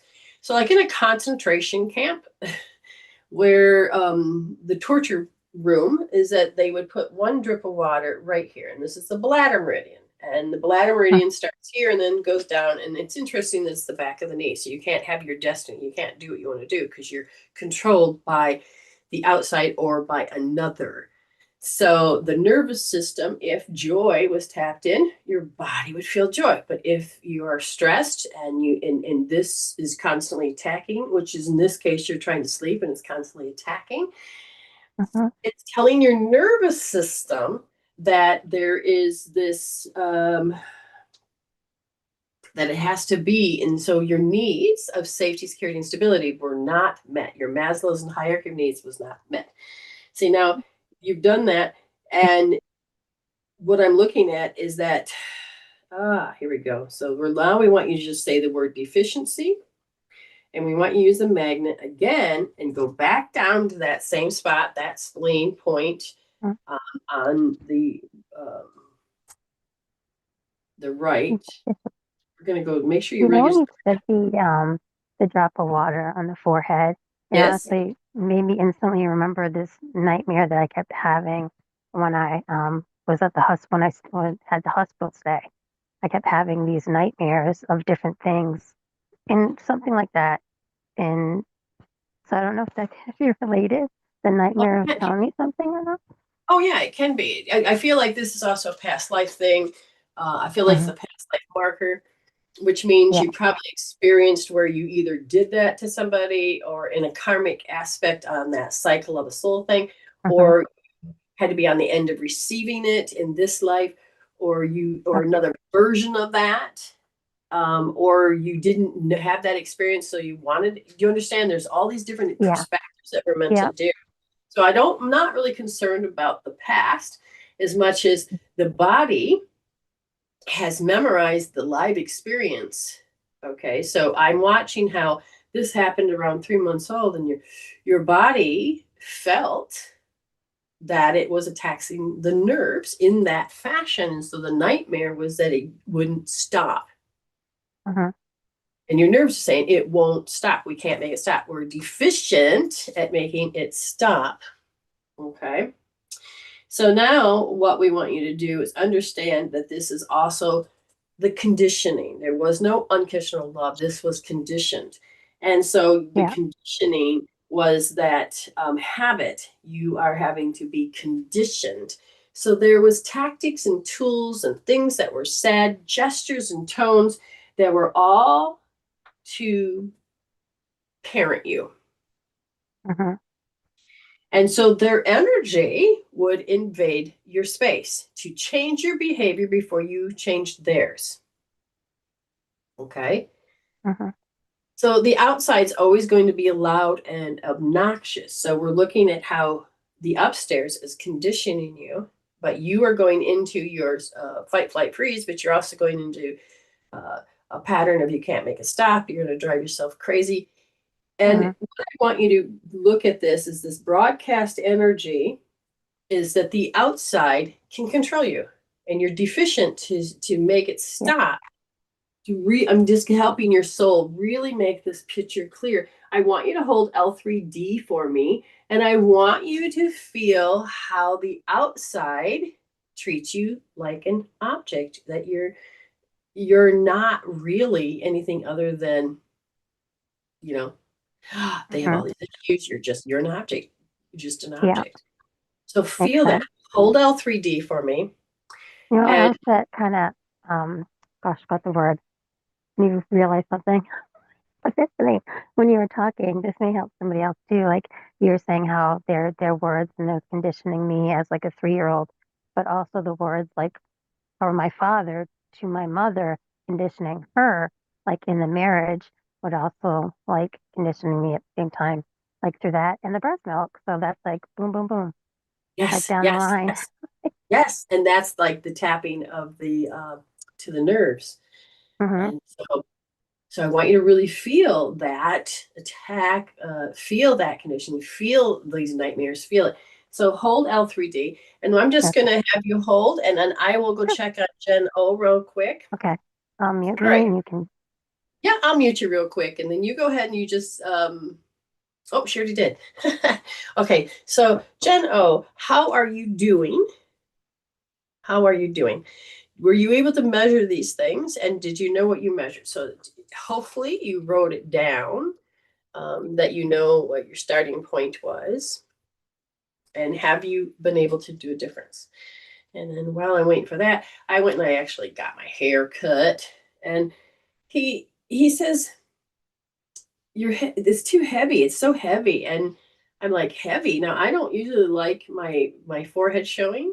And so he cut him with the crimping shears or whatever it's called. And when he was all done, I thought, oh no, I don't like if I like that. But man, my bangs had been falling in a nice position. I mean, I had my little thing on because you got long hair. I put it in the thing. My hair normally would just be up all over and I'd have to figure it all out. And I'm like, wait, I actually kind of don't mind the way that he cut my bangs. And because when you listen to the inside of you, when you listen, okay, when you listen to when you learn to listen to your spirit, and one of the things is that you'll say I like it or I don't like it. And like if I want to buy something or I want to eat something, I know I don't like it, then no. And it's like I just won't, because I know later on I'll go through this regret and blah blah blah, and I don't need to do that. So Jeno says it was beyond a 10 to start with. This is a deep one. Okay, now this also is that you, who does she remind you of? Who does she remind you of? Thank you. I'm in. Robin says, "Oh, I like your bangs. I need to get mine cut." See, again, and I got the undercut done, and I got my hair cut, and so I'm glad that I did. I just happened to just got to do this.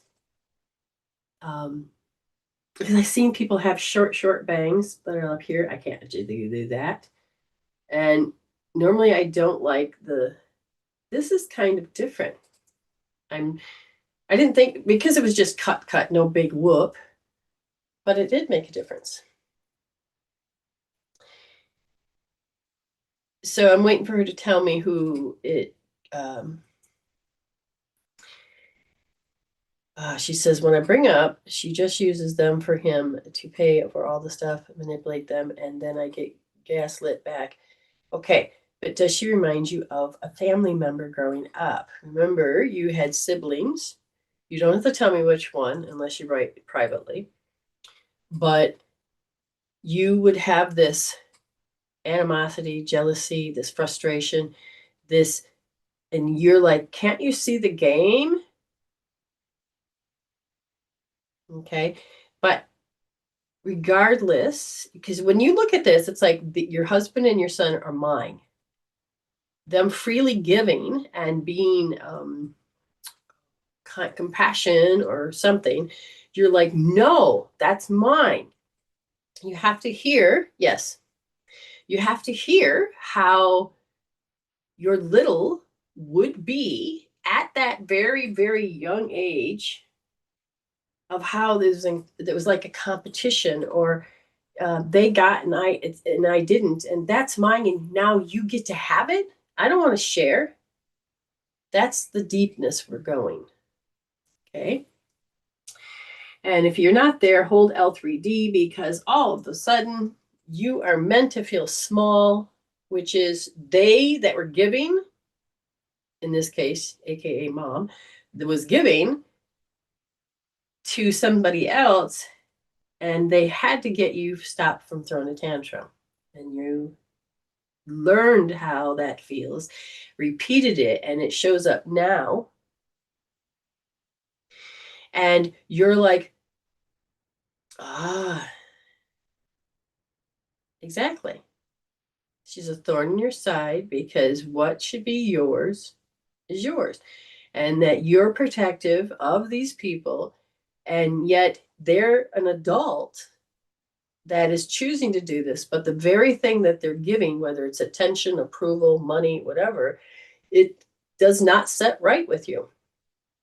So you have to feel that you have to feel small. So somebody has to put you in your place, but you're still going to blame this other person instead of the people that have made you feel small, unless they're over there smirking and going, ha ha. That's how you look at it. So hold L3D and feel this. I'm an object. They don't care about me. I feel this, and it's just, oh, this is impending doom. I dread this. Here we go again. I fear that, and that's what you're going to do. All right, so I'm going to ask Teresa to come back in.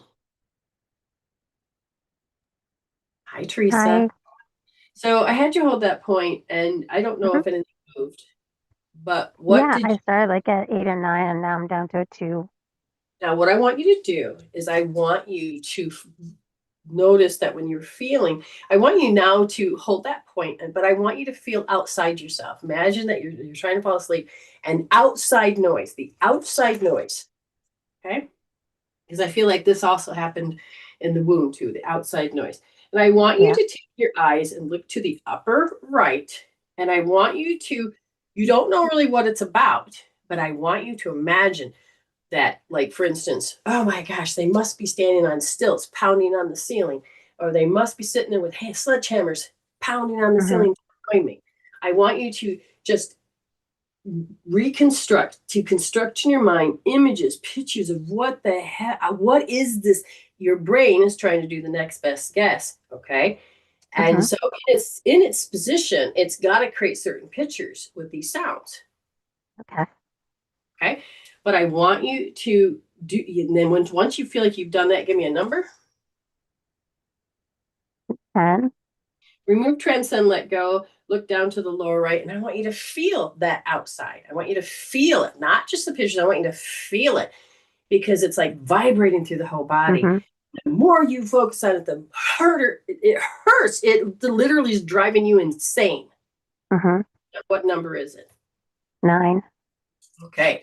Now you're going to remove, transcend, let go back up to those pictures, and notice how you're convincing yourself that this is what it's got to be. This is what's happening. And they're doing it deliberately.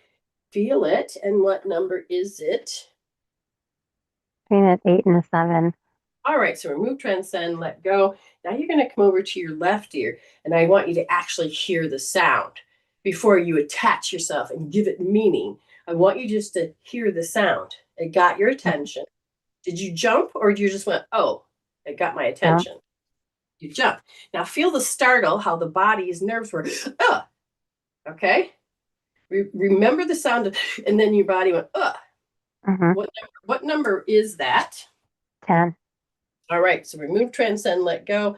As you do so, go back to the lower right and notice that startle created a feel. What number is that? 8. 8. Remove, transcend, let go back up to the upper right. And I want you to now construct the images so that they don't make sound. Okay? You don't need to define that that's what it is. This reminds me of. You're going to take the meaning out of it. As you do so, remove, transcend, let go down to the lower right and feel. And feel. As you begin to feel that you have no definition to it, is there really a feeling if you're not tied to it with definitions? No.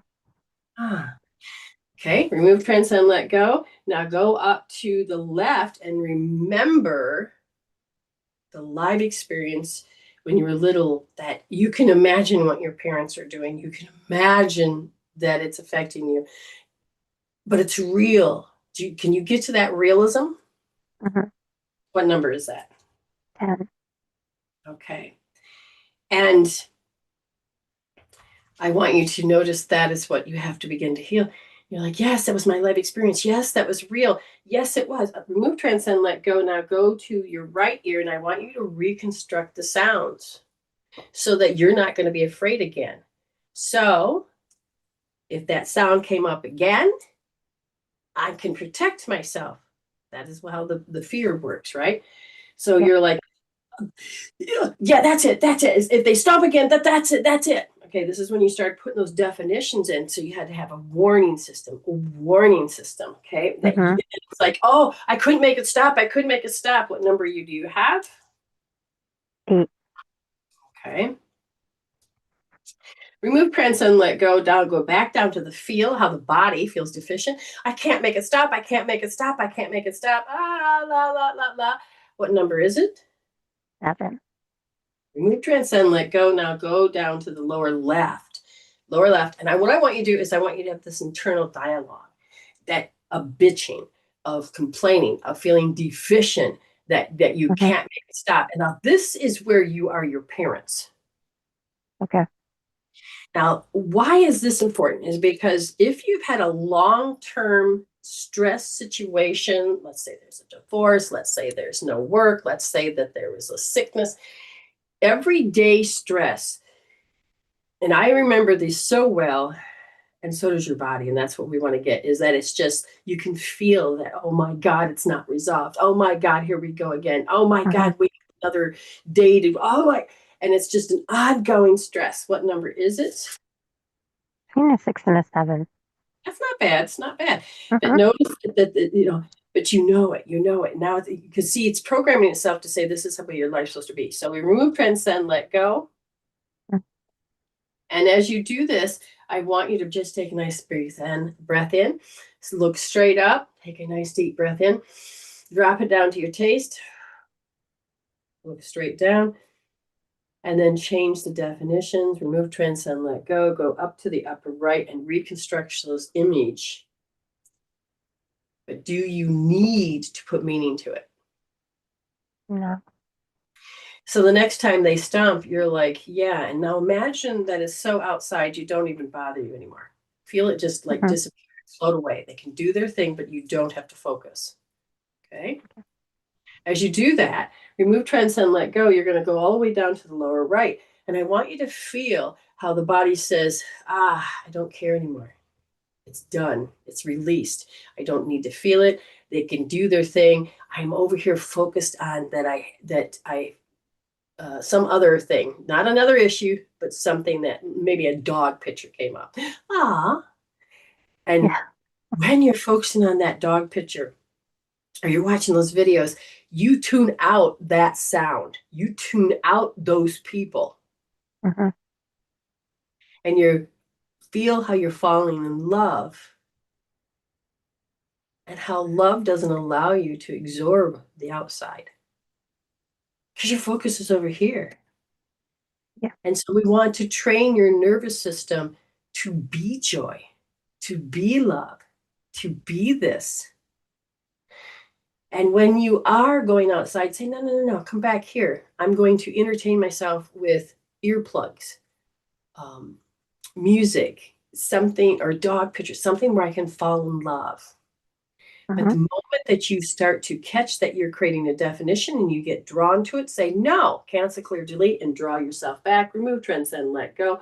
Look back up to the left, upper left, and remember the images of real life of where it's happening, but it's now, it doesn't matter.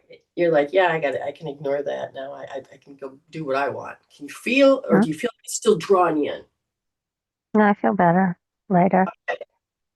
Okay. As you begin to do this, notice that your brain does not have to do the next best guess that it's hell. Yeah, Mm-hmm. yeah, yeah. Take my power back. Take my power back. And as you're doing so, look to the lower right. And what number do you have now? 2. Okay. And then remove, transcend, let go. Go back up to the upper right and reconstruct it and say, yeah, that doesn't matter anymore. I'm gonna fall in love with dogs. I'm gonna put earplugs in. I'm gonna take my power back, and I'm gonna grow happily with whatever's going on. Okay. I got gone, like 0. Okay, good. Remove, transcend, let go. Go back to the lower right. What do you have? Like barely a 1. Barely a 1. As you remove, transcend, let go, let's go up the clock. So we started with the lower right. Go up to the right ear. Any number? Nope, they said done. All right, go up to the upper corner. Reconstructing. You got any definitions? Do you have to have any definitions? Any Nope, number? nothing. All right, going to go straight up, and you're just going to take a nice deep breath in. Is there anything in the smell? Nope, Good. Then come on over to the left, to the upper left, and what do you have? 0, nothing. Remove, transcend, let go to the right, the left ear, the left ear. What do you have? Nothing. And then you're going to remove, transcend, let go, go to the lower left, and what do you have? Nothing. And then as you remove, transcend, let go, go all the way back to the lower right. Mm, What do you got? Still nothing. 0. 0. And the thing is, I want you to feel the body. Does the body have to annoy you? Does the body have to feel insane? No matter what's going on, you're going to have chaos, you're going to have this, but do you have to be attached to it? Does the body, to feel the body, does it Mm-hmm. have to be annoyed? No. Okay. So whether it's in dreaming or if it's real life or what's happening, thank you, Spirit, for helping me resolve this. So the next Yeah. time, so again, if you've got an attachment, a definition attached to it, you have to remove the definition. Mm-hmm. Okay. I think this answer, I not think, I know this answer is probably yes, but I'm curious. Do you also help out? Like every time the same rash, hives have happened throughout the years, it's the same cause that I'm healing right now, right? It just keeps showing up like, hello, you haven't healed me Yes, yet. yes. Hello, Because hello. yes, exactly. Exactly. The body is That's what I saying, thought too. Yeah. all your life, you've had nothing but stress in your childhood. Mm-hmm. Yeah. And the nerves were like in that concentration camp or in that torture chamber where it dripped, Mm-hmm. dripped. And then your nerves are like going, oh my God, I can't make it stop. But I will tell you that the more you keep healing, you will be in your boat. They will be going nuts, but you do not have to let it cross the boundary. You're going, okay, how do I help? How do I show up? Mm-hmm.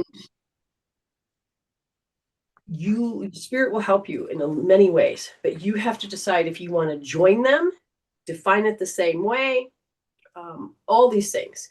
Now, if all of a sudden you're like, no, I don't have to, or if you feel like you're starting to tap it out, okay, Okay. your spleen keeps saying that it doesn't feel like it's safe. So your needs, your physiology needs are not met. So these are the first level. So I would train your body to start taking care of it on a deep-seated level. So in this case, you will need to use a magnet and rub but the point is, how do we explain where that is? So it'll be on the outside. Okay, good. Okay. So this is the inner leg. Here is the outer, right? And so you're going to take, and for the spleen, you're going to do the inner leg, and it will be on the calf part. You will feel the bone and the fat, the muscle or the fat. Okay. And you'll feel it. So it'll be right at the bend, not at the bend. It's just below. So you're going to slide in there. Oh, You'll yeah, feel the yeah. bone. I Okay. remember that way back from the beginning of first tribal. Okay, You good, taught us good. that. Yeah. So make sure you use your magnet on this, and then you deeply rub. We want to take and change the deep seated program that the spleen has to do and be the victim of, or be the end result of this stress. Or the not safe, like you said, which makes sense because I Okay. feel that a lot just because of the disability, feeling that fear of being more vulnerable to Yes. things in my surrounding area and beyond. Yeah, makes so much sense. Yep. Yeah, exactly. But we got to help you, because you see, this psychological stuff is because the body is saying that the environment is this. So that first hierarchy of need is, am I safe to sleep? Your body is saying on the successes, I don't feel secure or safe to sleep Mm-hmm. because of the environment. And then even though Yeah. it is, you're an adult and you got upstairs of people, your child part of you says, I learned this as a child Yep. inside the, as soon as I came 100%. out. Okay. So we want you to be that spiritual being, help the body, help Mm-hmm. balance out those needs. And Oh, my we start to, 3-year-old, you are so my welcome. 3-month old. Well, actually, if I go back further, 3 months old was definitely a soul marker, but you were getting programmed almost. Your cells were basically, when they started to divide and to start to form into, Mm-hmm. Since like they were not already being intervention. programmed with this, Yeah, and I can so see that 100%. right, and so this is why is as energy we start to program some. So if you start feeling Mm-hmm. annoyed, if you can't get up for a walk, again, rub those points. The other point I'm going to tell you is the gallbladder point, because it is equal to like thinking. Spleen is all of thinking, and so is the gallbladder. So if you can know where the one on the inside, you can feel the one on the outside. And that is Okay. literally feel that as you're at the bended part, that top part where the bone is, just past the curve. So it's not on the side, it's diagonally. So, it's almost exactly right where the spleen is on the inside. This one is on the outside. And if you were to rub both of those, you can start controlling the way that your body feels. Oh, this is Mm-hmm. my environment. You do not have to match the environment. Okay. Right. All right, Awesome. Teresa, it was a pleasure. Thank Keep you. welcome. Keep me in tuned with the body. The body may start to release it. If not, we're going to have to, again, get the spleen going.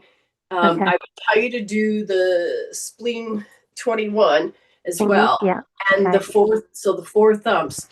So the body does not have to always go into this following the disease that the doctor labeled it. We can start getting ahead of it in a different way. Okay. Right. All My right. 3-year-old literally just screamed, thank you as well. Oh, Our I give 3-month her old, I hugs and mean. loves too. Oh, I love you. We'll see you in Okay. travel tomorrow. Okay, babe? Thank you. All right. All right. Bye, hun. Bye. Okay. So I hope people have learned that we can do more than we have to stay suffered too. Now let's turn to Jennifer Osika real quick to see if where she's at on this. Again, if you want a reading, you can do 5, 15, or 25. Is that correct? Yeah. I had to check out my own thing. Physical, mental, emotional, or spiritual, they're all connected in some form, in some way. Okay? All right. Robin says, that was a fantastic healing, a reading. Yes, thank you. So we are sensory beings. And it takes your brain takes the cues that you get from the outside, but it is the moment that we as consciousness put a definition to it. And we don't really know how to define it sometimes unless we watch and hear how others. So if you never saw a bird before, you may not even see it in the sky. But if somebody was in this realm and goes, oh, look at the bird, and you like, where? And they said, do you see it? And all of a sudden it brings it through consciousness. And then you can say, ah, that thing is a bird. And then you start writing down the definitions. Now, the more you interact with that bird, and let's say you didn't like its high pitch, and you're like, I don't like it because let's say somebody else don't like it. Then you start writing definitions. That you cannot see, ever unsee again. But how you define it, you can change the way you define it through the emotions. You can change it, you can change it. So is Jennifer Osika here or not here? I don't know. I don't know. Again, if you're wanting to change your world, it is your Maslow's hierarchy of needs? Are your needs met? And if you have felt that they are not, then your successes, safety, security, stability, sanity, and serenity, space, are not either. And we can help you begin to evolve out of these programs. I held L3D, but also did eye motions with Teresa. Excellent. Did that help? Did that help? And where are you on this? Because see, there's a part of you that says, I have to hold this definition. And it's a very strong one. So you will see this person and other people. If she's not doing it, somebody else will demonstrate it. But this, again, you are a program, and the body has to go into that state, that hellish chaos state of stress around that signature. Okay. So what number are you? What number are you?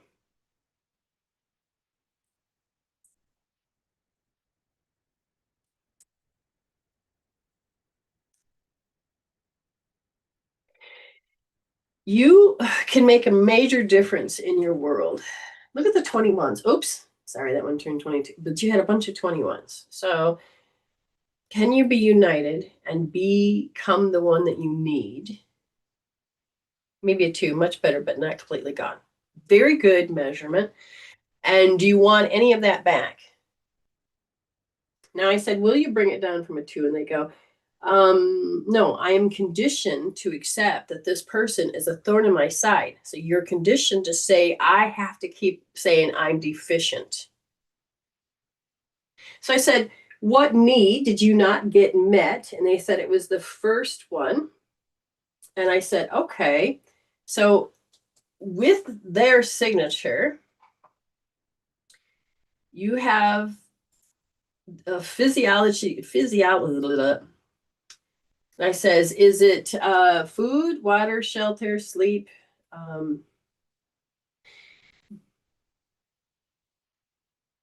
Okay, so now what I'm looking at is there was a certain amount of attention and money that was needed so that it would provide those things for you.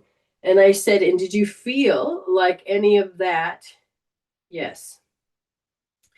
The deficiency came when there was no money to do something because money had to be paid for this and for that. So there was money issues growing up.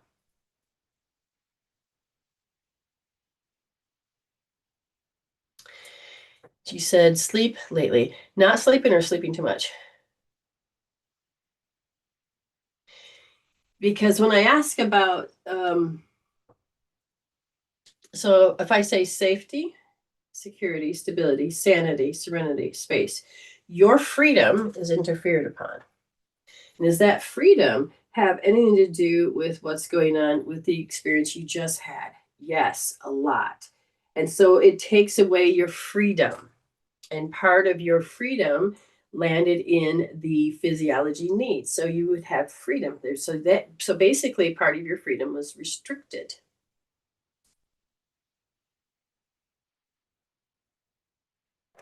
So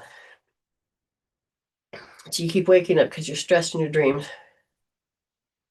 So people did control the situation. Yes, yes, yes. Okay, so your dreams are trying to tell you that it's doing its best to help you process. And it says, okay, again, there's a strong belief that there's a lack of power. And,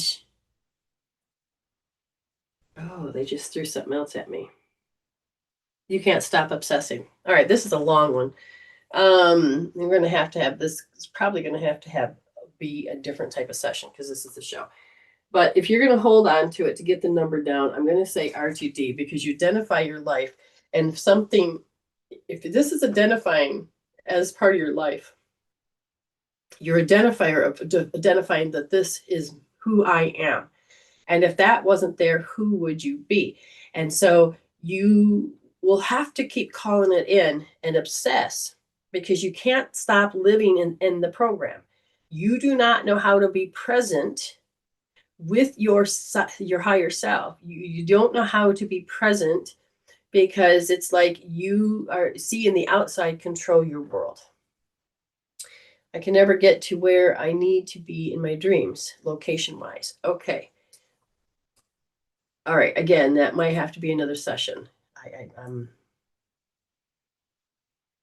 But this is really good. Let me see my time. Okay. Dreams are super important. So you're not able to get to where you want to go. You want health, you can't get there. You want to be in a certain space, you can't get there. So in your dream, you're being prevented to getting to that location, or is it you just can't do it? And the reason I'm asking is because it's in the belief.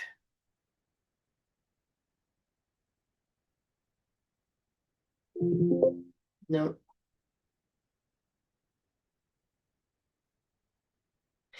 So, destination, a place. Where are you supposed to be? So it's a destination. It's a place. It's where you want your destiny to go. It's what you want your dreams to come true, but you can't get there because somebody else is controlling it. In this case, it'll be your beliefs, your definitions that are controlling it. You're inside the program and you want to be the okay. So all right. You're prevented to go from going there. Okay. So another part of how this world is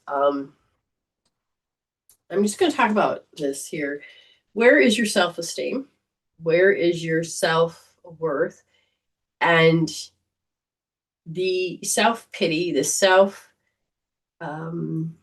victim mindset. So the beta person. So I'm going to, this is part of the collective that you would look to see how we did it as kids, and you'd say, okay, I'm going to use that on people to get my needs met. And then when it doesn't work, then, one behavior changes the other. But in some cases it does. So I'm watching this one person and I dearly love them, but they are so victim mindset. They look, they don't have. They look, they're deficient. They have very much high taste is of a rich person because that was part of their background is that they had tons of money while their parents had tons of money. And so Gucci bags and Prada clothes and, what's that really name brand of the richest purses, Birkendorf or Birkin something. But so they have that parameter. Now they have gone and fallen on hard times. Okay. And they want those things. So they have created in their world a person that is not able to function as like other human beings. So they have a particular mental illness. And so then they have to take care of them. And that really bothers them that they can't seem to grow. So they're trying to manipulate and to control to get their life in the position. But it's every day they can't. Every day they can't. Every day they can't. They can't get out of this program. Okay. And again, the parameters to the point where it is, I can't get it. I'm doing my best to tell people to do what I need to do to get my needs met, but nobody's doing this for me. You have to eventually give yourself, get your needs met. And you're meant to give yourself the correct directions. You are meant to give yourself the correct directions, and that the programs keep leading you astray and you can't get to where you want to go. And that feeling is, I can't get to where I'm going. That is the first thing you measure. 2, I can't get where I'm going because it's your fault. It's your fault. Nobody will give me the right directions. Well, you're living outside yourself and hoping you get the directions. You don't like the directions they're giving you. So you're like, no, I don't want those directions. Okay. But are you able to be your spiritual self, change the definitions, and give yourself healthy directions? Because a program is going to control the situation. Okay. So if your dreams are telling you, pay attention to the energy, if it's less than love, measure it. Then use EFT to tap it out. And you have to know that it's 0. You have to know you've gone to that root. You have to know. Don't keep it around just in case. Your body was stressed. Yes. I'm like, what the heck? And you held points. Good. But the body is telling you the programs you have to pay attention to as a spirit being. And the more your body says that it's these feelings and you keep tapping it out, you are chunking away. You are getting to where you want to go. But you have like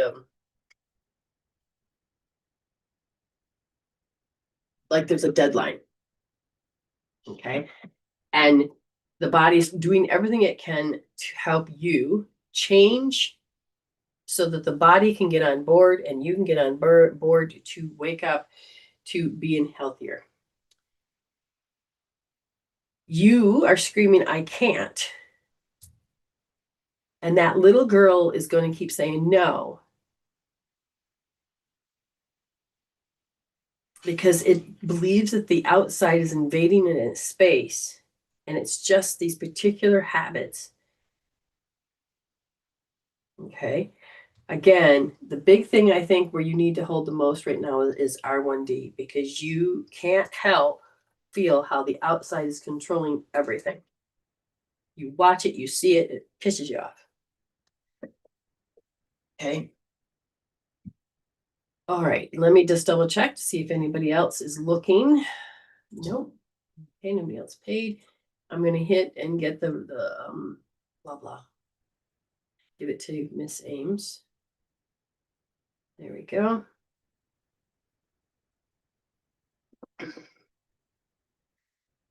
Yes, Bert, Duna Burke. Okay. Bert, yeah, I can see the back. Yeah, I'd never pay that much money. There's more that we have to do, but at this point, certain parts you need to, step up further. I don't know exactly what that means, but more involved, I guess. But get the trigger down to 0. Do your best. Tap it out. Do what you need to do.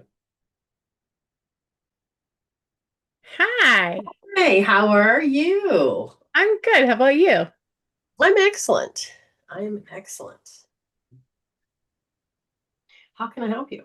It's been one of those days where, yeah, time is weird. It's weird. Yes, because a lot of people,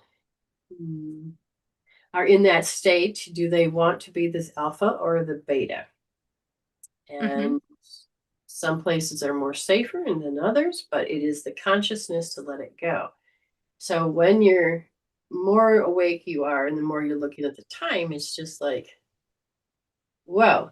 So I don't know what big shift's coming, but we feel like we're reaching our goal a little bit more every day, which is a good thing. So we've already made it through. We just can't remember how we did it, and we didn't make it through that big thing that should have happened a few months back.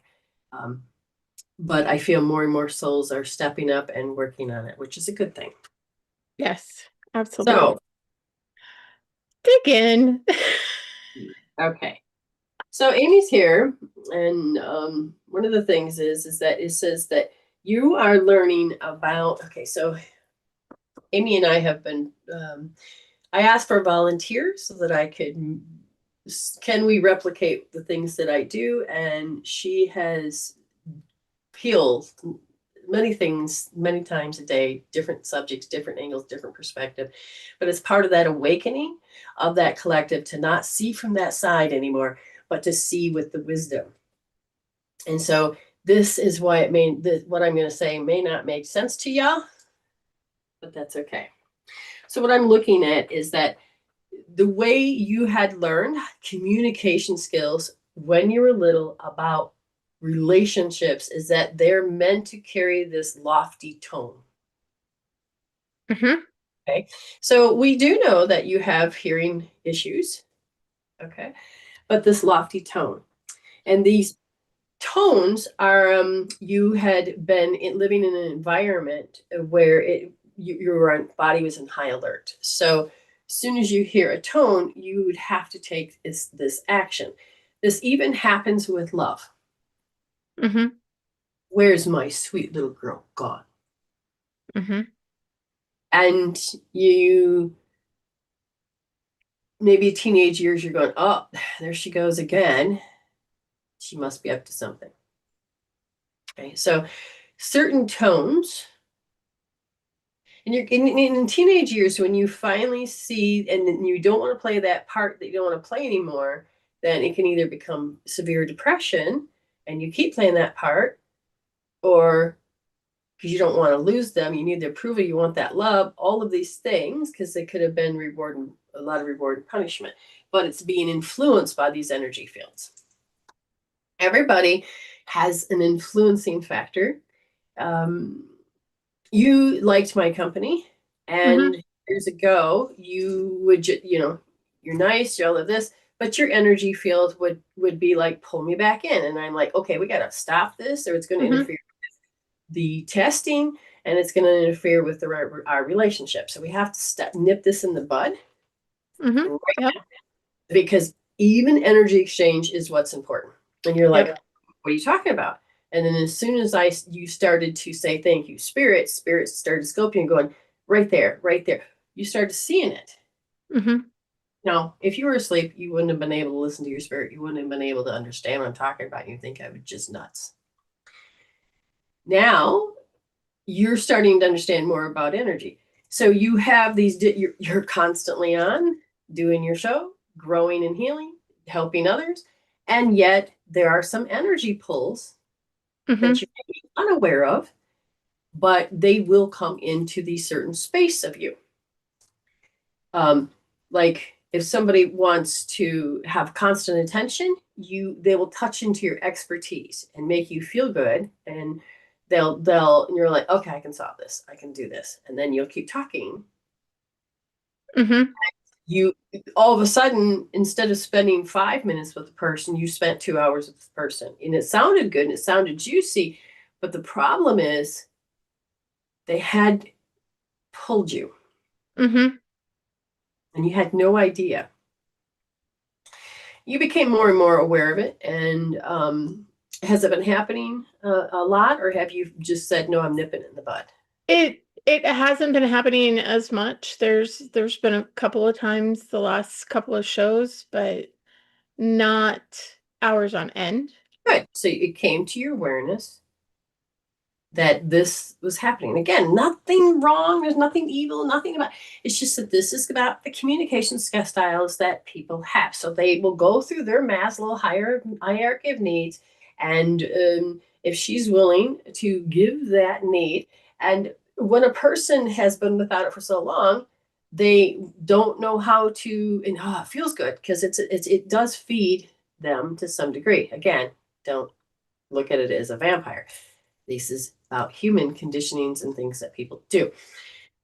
Once I pointed out a few things, you started to go, oh, it's like, what's that sound? Maybe you didn't even hear that. Okay, so it's like you don't know what a bird is until I say, oh, there's a bird. And then now you can't stop unseeing it. Well, it's the same thing when it comes to these energy cords and energy things that happen to you. Mm-hmm.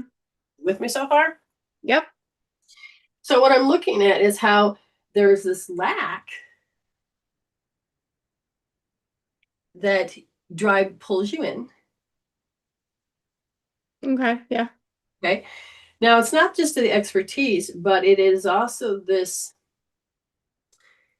knowing that your compassion and your love is going to get you hooked.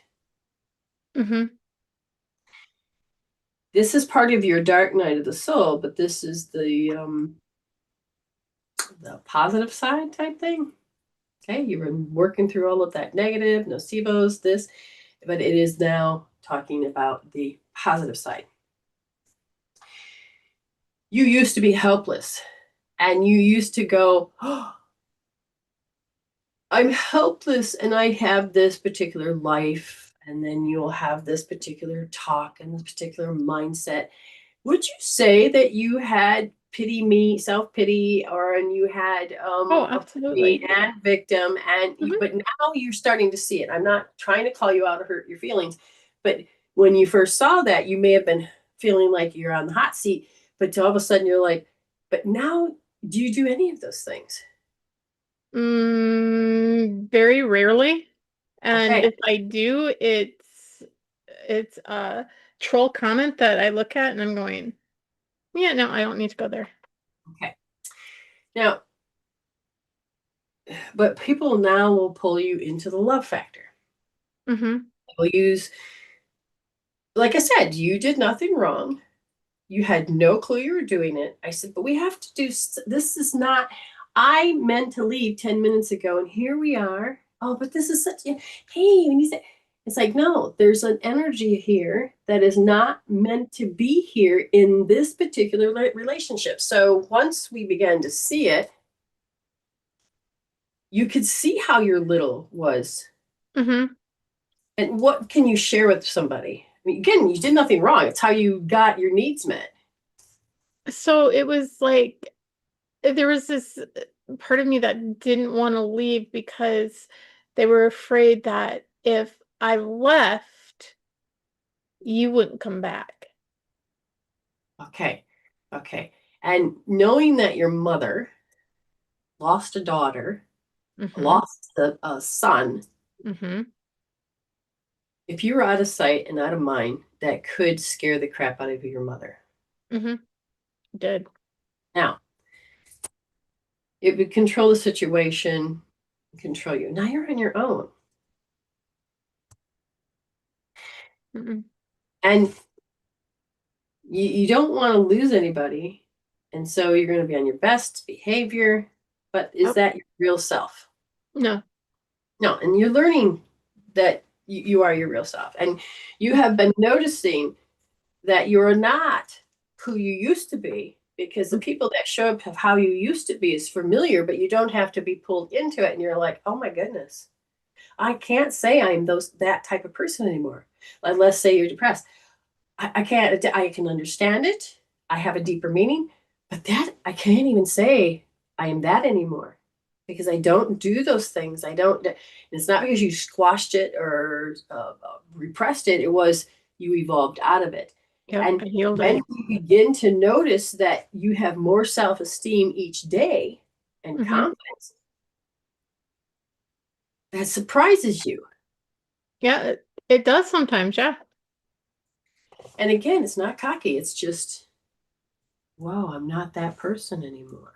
So this is what we do, is help you get all of your needs met without having to do these games, without having to reestablish relationships the old way. And it creates a self-esteem within you. It does. Okay, so, but then you'll have tests and lessons. So there's an energy cord that you still have that I don't know whether you see it yet or not, but it is to, the word is helplessness and deficiency. I feel like your mother would say keywords to keep you around the homestead. Mm-hmm. And I think it was when you're about 12, 13 or whatever, well, maybe 14, you could feel how it was to pull you to keep you in around the homestead. And even when you're little, you didn't even know what was happening. They didn't want you to really go outside. They,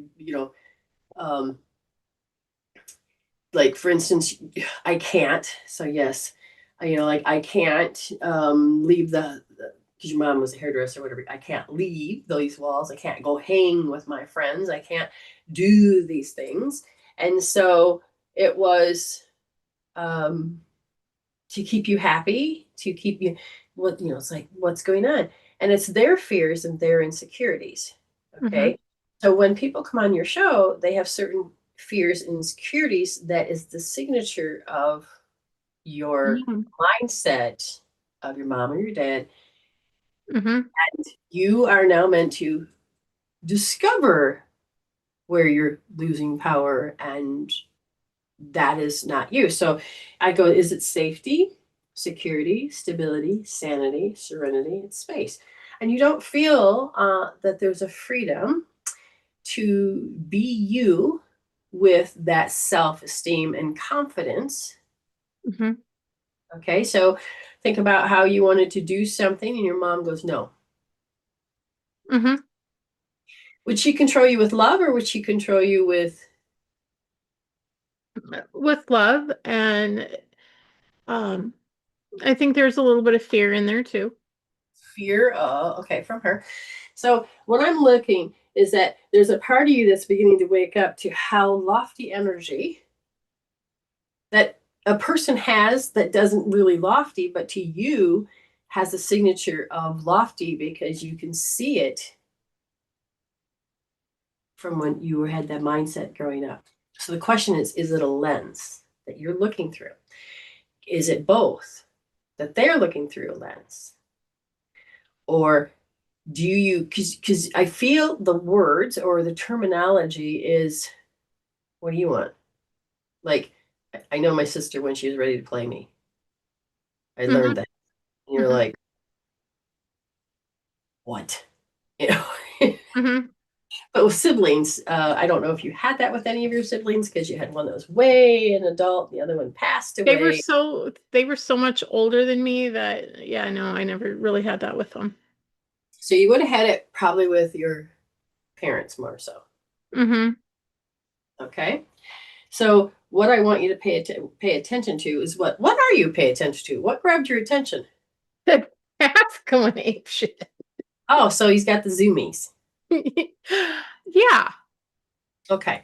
So when their energies cause you to look, you're doing it out of concern, or you're doing it out of it's drawing you in. So I said, what's drawing you in?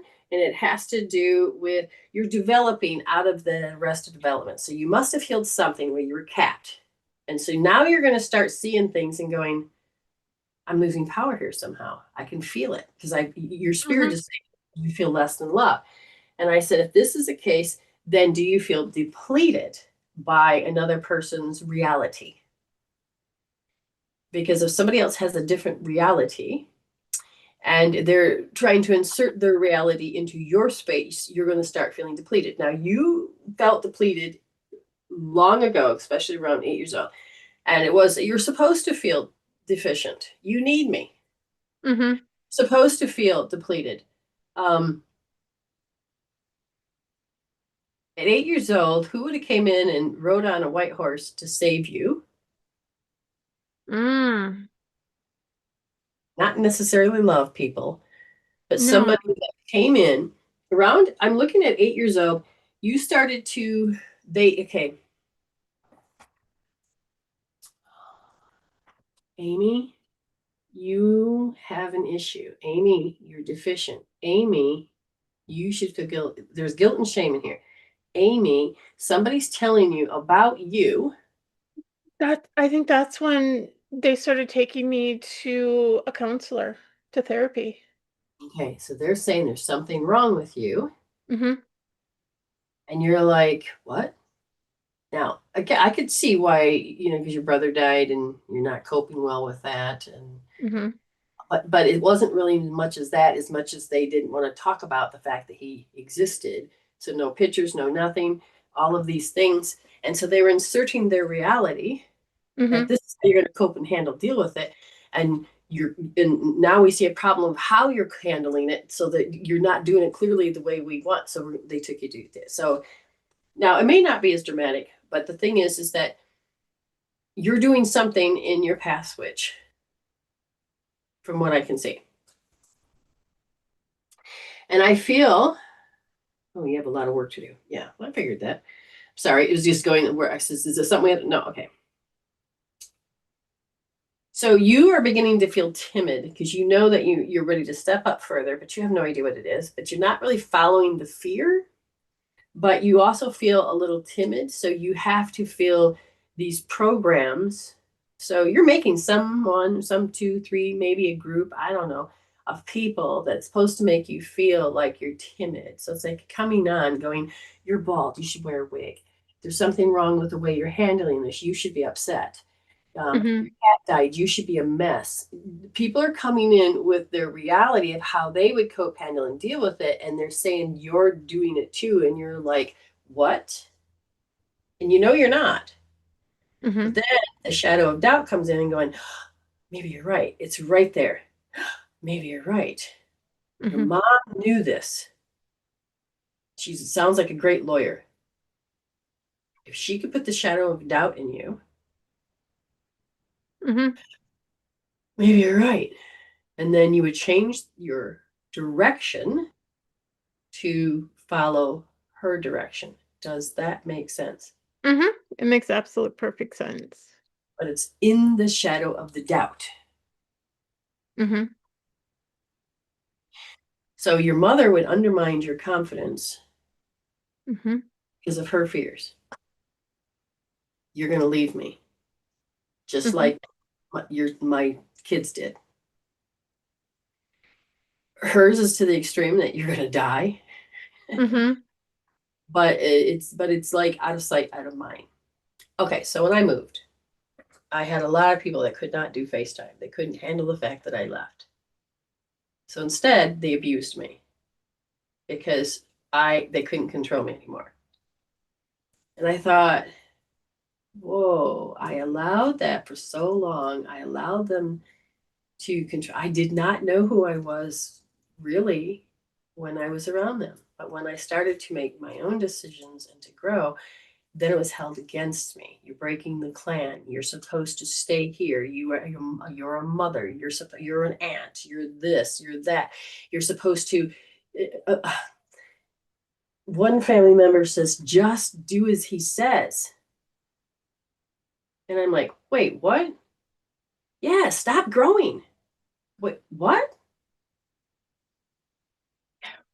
I'm so Submit." glad you didn't listen to them. I'm like, be submissive. Yeah, stop growing.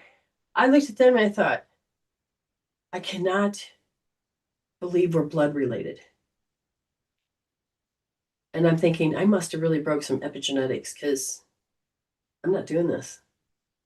And I left on my terms. That's the part that pissed them off. I was supposed to ask their permission. I was supposed to get talked out of it. I was supposed to put the shadow of doubt in me.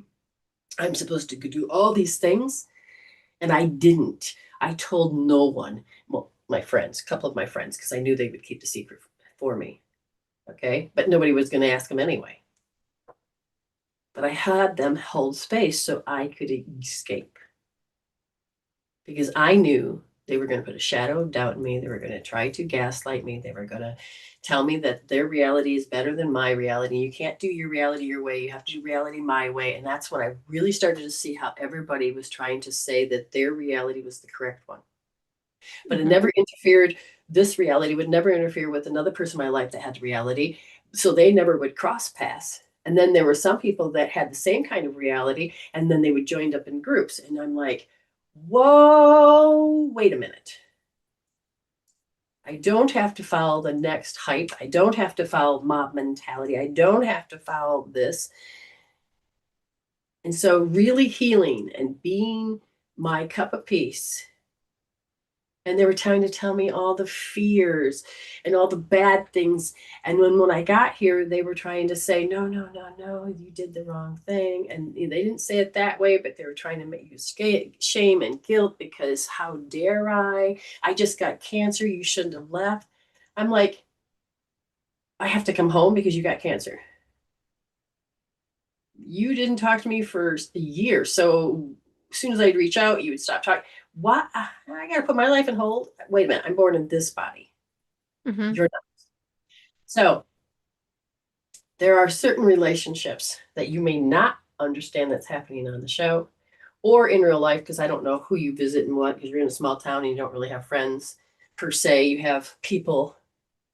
Yeah. You already know how they already try to influence you in all these different unique ways.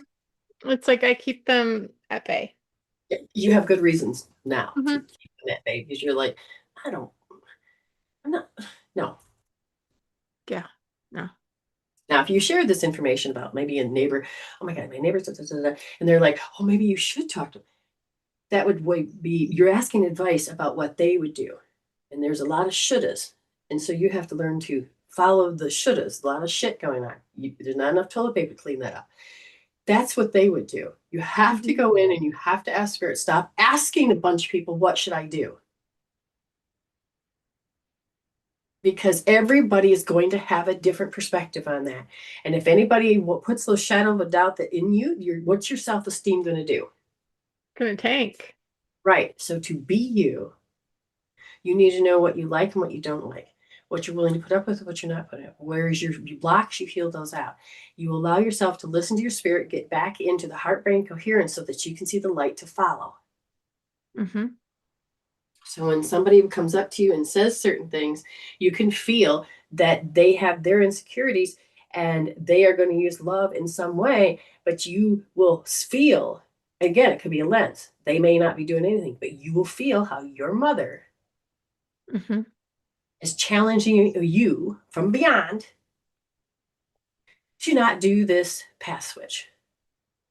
And you know, and again, your mom's like, but it isn't your mom. Your mom says, I want you to. But at the same time, it's the lens, and then it's the RTJP. Sit there and think what other people think, and then that shadow of a doubt, and oh my goodness. And then you go into a program, and the program begins to run your life. Not even the other person. It's just you. At the end of the day, it becomes you. Yeah. But you have to know the little landmines that you put out there, whether you see them or don't see them. Or I'd say they're in your face, real or imaginary. Okay. Yep. Not even the word I want either. Okay. So the pendulum is real, but if you don't have a pendulum, the pendulum's still real. Okay. So if you have somebody that shows up, that's real. And if you don't have somebody that shows up and it is just energy that's coming through the TikToks, that's still real. You are being influenced. This part of you then has to understand what tug of war games are happening with these chords that need to be resolved. So where are we going with this? It is, there's a part of you that feels bad. I'm supposed to feel bad because I'm going to hurt another. I'm supposed to do this because it's going to hurt. I got to feel bad. So you're tapping into not just a deficiency, but how you had learned helplessness. And that program, you're not even aware what it sounds like, what it looks like, but if you know this, thank you, Spirit, you're going to start seeing how you're supposed to go into learned helplessness to give yourself away. And something just clicked. And it doesn't even have to be negative, it can be joy. So can you measure it? All right, so because now we got you to where you want to be, I'm going to have to behave that way becomes the key. So L2D is going to be what you need to focus on, but you got to see it, not with the negativity, but with the habit of how your mother would juice it up with a lot of love Mm-hmm. to convince you not to go and do that or to move away or to do this. And the only reason that you end up getting married is because she arranged it. Mm-hmm. It's never been on your terms. No. Never been on your terms. All right, I'm gonna mute you, but I'm also going to stop your video so you can heal this. Okay. So let's go back and to talk for a few minutes more. You are energy. You are energy. No one can show up to you any other way than you let them.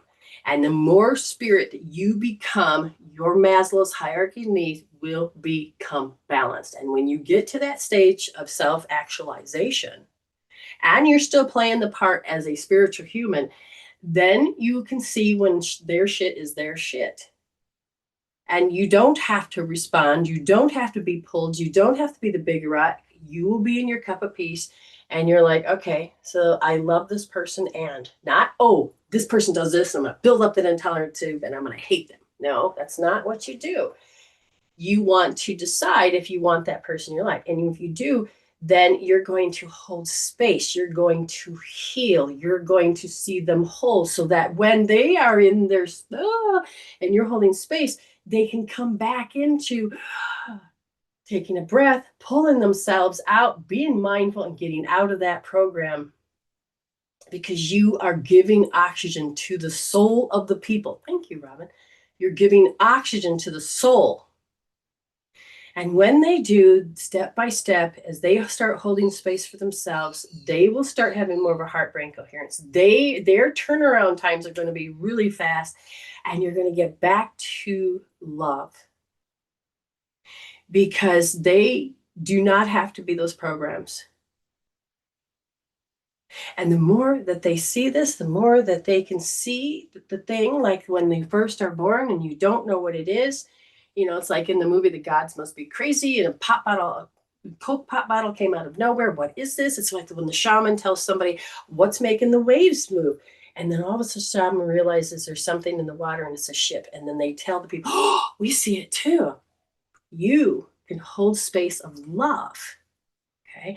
As you do that, as you hold space of love, then the soul's going to start to see beyond all of the things they're told to see. And they're going to take that first breath. Do you understand what's happening more now? I was going to say it has to be your clock. I was looking around. 11:11. Yeah. But it is as I'm working on my soul and I can become that spiritual human and I'm holding space, then it'll be a breath of fresh air for the next one to see the unseen and forgot what they're remembering what they forgot and that they don't have to have these definitions that every other person has created. Your soul is going to be more present and starting to see. So you become your third option. Yes, love this. Good. You're understanding. Some of you, it may be an outside concept. You're going, what the hell is this woman talking about? But it's the same thing you did as a human. Now your soul is stepping up going, oh, I remember. Oh, but it's going through all of that matrix.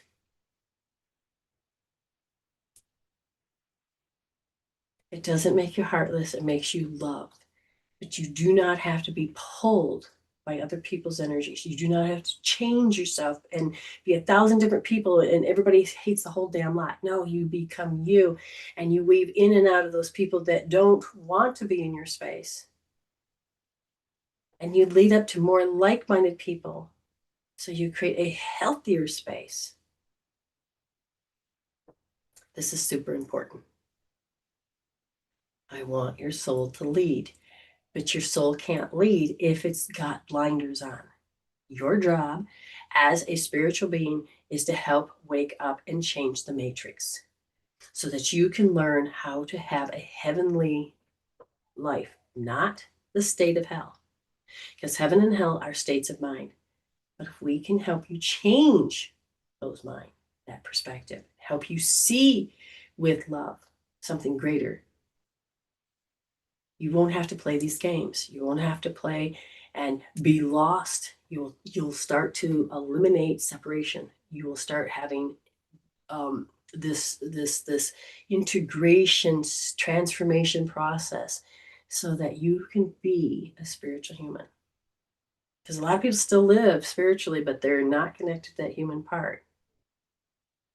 And that human part is left around going like crazy. So I don't want you no longer need to be just a 95% of your programs. You can be your 5% as the healthy programs that you reprogram yourself help you run. So you have this integrated process. It's a concept that it's there. It's always been there. And now we have to remember it. Thank you, Spirit. Yes, very important. And again, it's waking up people in small amounts, but it's small amounts in small groups. So this is a group, small amount. Next one, well, it's not meant to be huge right away because we have to get these other collective groups. And then soon we'll start to all be able to connect to build a different reality. And you can choose to be something greater than the alpha and beta. You become the sigma, okay? You will, and it is with empathy, kindness, and love. And to be able to hold this space when somebody is that 95% program that is in the hellish state. And when you begin to realize that you have the power within you to change the chemical peptides, that it's in that program, because you're going to feel it before you think it. Because you've already done the thinking and the firing and wiring, and you start it with emotions. Now we get to heal and take out the wisdom. And while the emotional chemical peptide is off of the program, so your memory becomes a memory. I had somebody that swear to God that their identity is, I'm a depression. I'm always been depressed. And then they had their test came. They met somebody that was more depressed than they were. And they're like, wow, they're in their hellish state. I said, well, what does that mean? Well, they're low self-esteem, they're repeating the pattern. And the epiphany was, all of us have issues, but I don't need to bring any of the issues up or do the competition with my issues. The issues don't own me. I says, what was that?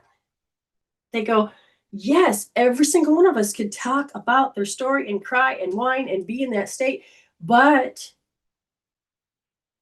I've processed out so much, I'm more of my soul, that I don't have to live there. And it was such a great epiphany that they were actually proud of themselves, that they were able to see that they don't have to have that label, that identifier anymore. So who am I without it? I'm happy. Before I could say, oh, I could be happy, but no, I can wake up and be happy. It's okay to be happy. And I said, now you have to keep witnessing this. Now we can hold that space for others. And it was a beautiful thing to see. Dance for joy. Dance for joy. All right. Now I'm going to check in with Amy and see where she's at. Okay. Hi. She's coming. There. You got to have some quiet time. Yes. And I feel like I'm at like a 2 maybe, but I think that's something that wants to hang on because I think there might be a quest. I don't know. You're absolutely correct. So what do? Put on my light. And you know that you are going to say thank you, Spirit, because you know that you are going to finish this quest. You're gonna see it with spirit eyes. You're going to get to that next stage. And it's the details now that Spirit's going to say right there. And you're like, oh, that's it. And then you can heal and grow and to the point where you're getting into that space. And then you can look back and say, oh, that's how that worked. It is about judgment. It's about that discernment. Yep, it is. It's definitely about discernment. Okay.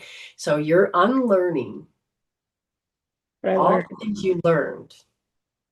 And now we have to help you build in a new foundation so that when you are learning something new, it can replace the old. Yep. You got this. You got this. Oh, absolutely. Tell people how you know it's changed and how you know it's still a 2.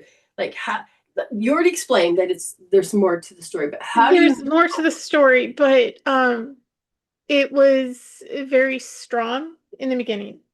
It had a statement that was it had like a gut feeling. Okay. Like so really you're retraining strong your ego spirit or ego intuition into spirit intuition. It was a really strong gut feeling.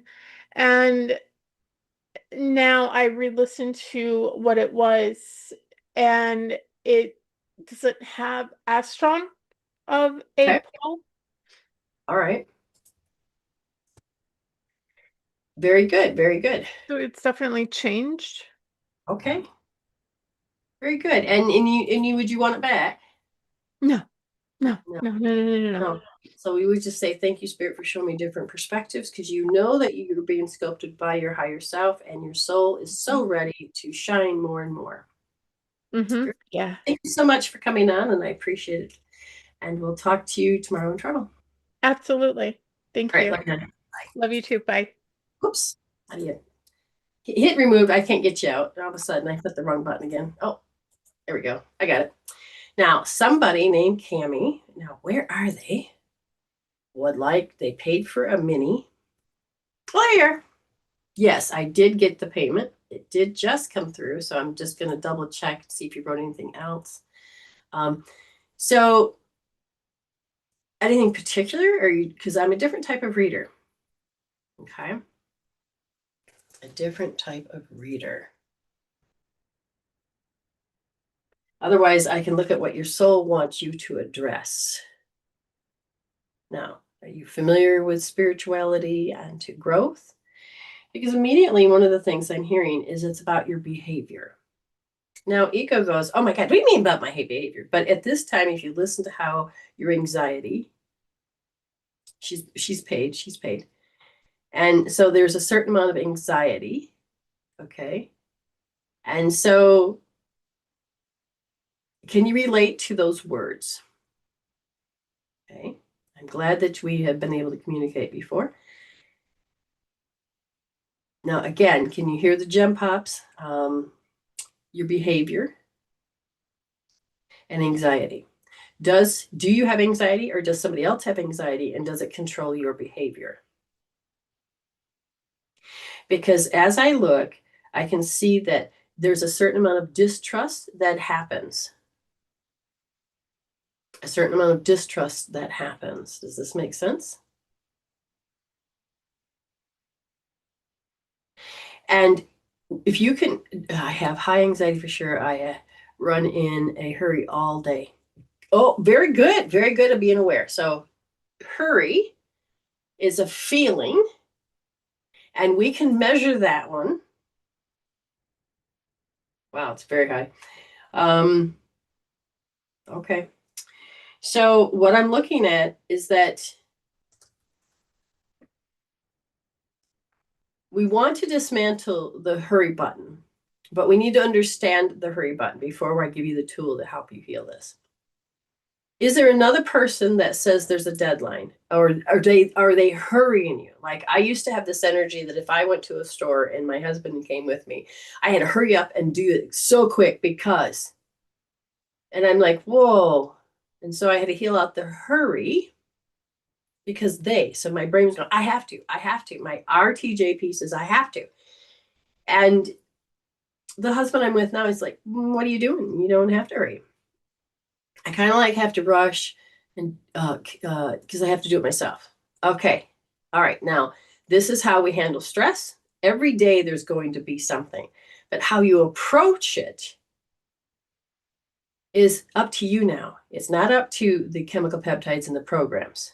You have to do it yourself. Do you bitch and you moan, complain? Do you dread? Do you fear, anxiety, all of these things? I know that I would have to do it myself. You like the rush.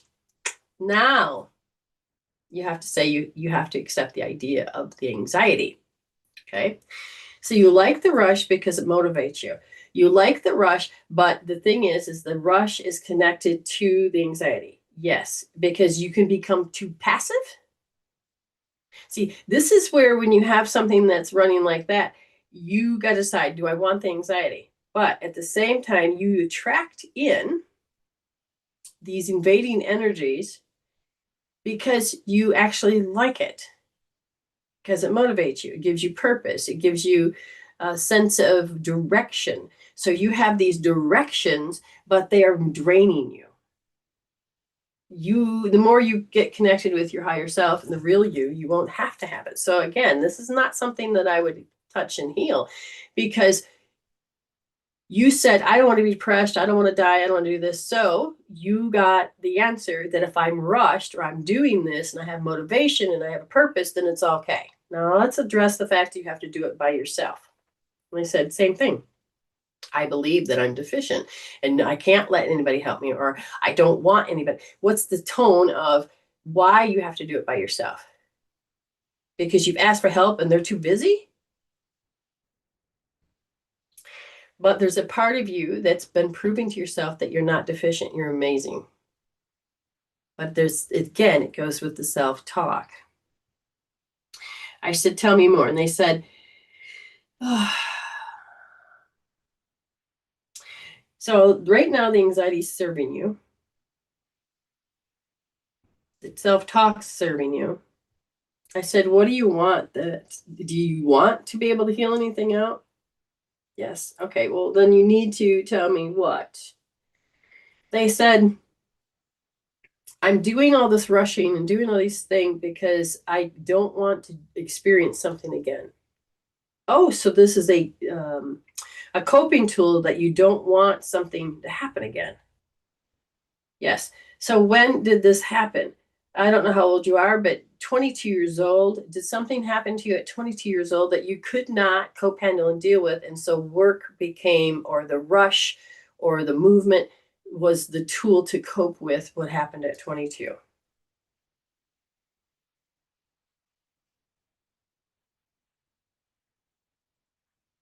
Divorce. Gotcha. See, so now we understand why it was necessary. So your body says, this was my healing tool. I need this to do this. So I'm saying, okay, is there anything in this divorce? What would you like to help heal? And they said, my sensory system.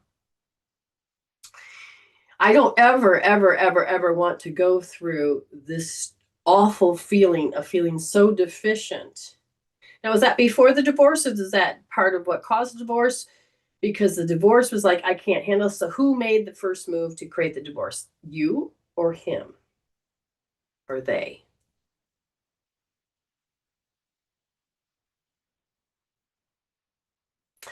Because one of the things I'm seeing is that there was a great amount he left me. Did it shock you? Or were you deep down going, oh my God, I didn't know how to get out of this marriage? Did it come such a surprise? You were crushed. There you go. There you go. So there's a devastation, a shock. So when a person that you love does something that you cannot believe beyond a shadow of a doubt that they just did, and it shocks you, that's what I want you to heal. You don't want to do it again. So you got a two-parter. L1D, left wrist, first position D of, oh, my heart's crushed. You didn't see it coming, especially the person that you love. What? Your body. Okay, L1D, measure it. You're like, but I don't want to go through this again. I can't go through this again. I just can't do this again. You're going to go right wrist, second position. 1, 2, second position. Okay. You're going to push in deep. And I want you to feel, I want to go through the crush process again, because I can feel part of you like, I want love. But you can't bring that love in if the heart is still in shock and I don't want to do it again. Belief system, but they are energies that you can measure.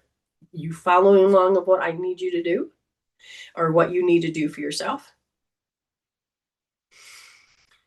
So you'll have to go back through and feel. Don't talk yourself out of it. Just feel that crush and hold left wrist first position deep. And if you need these, so the left hand first or the right hand.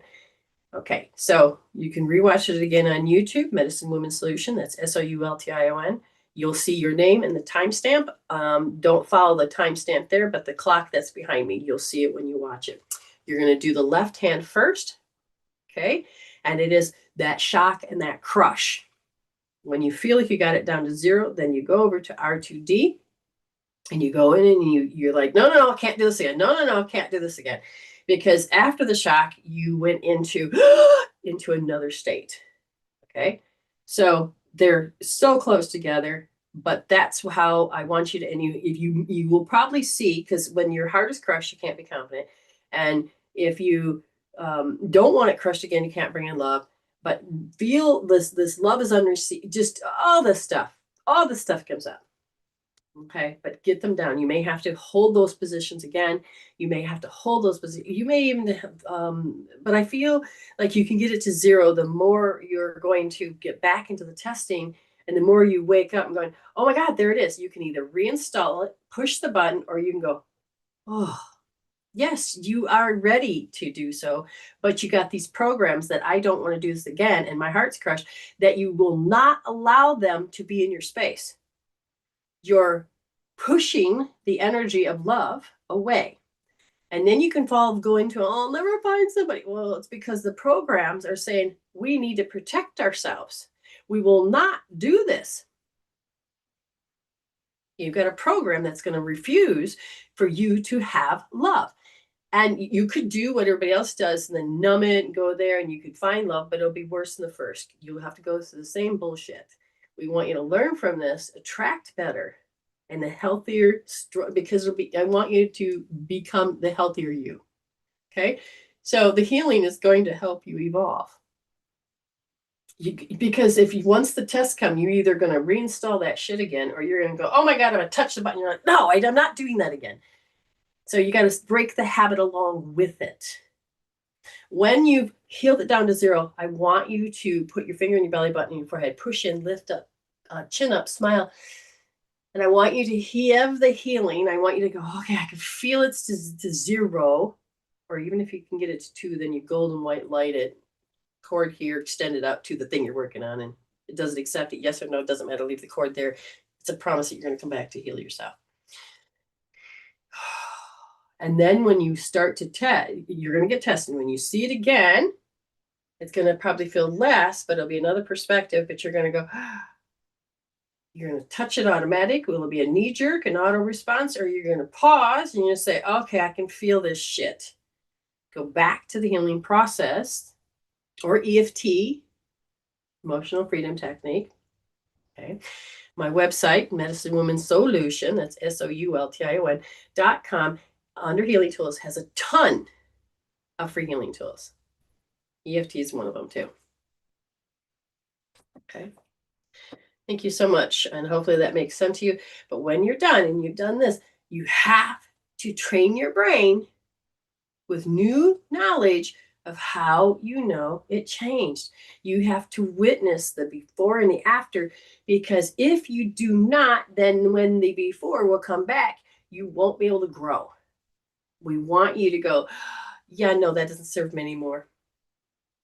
I know that I have healing. I can do it again, because the ego will try to put you back to sleep. Okay, that's great. Thank you. You're welcome. Okay, I'm going to double check to see if anybody else. It will help your anxiety, yes, because it's all tied, but you motivate yourself with the hurry.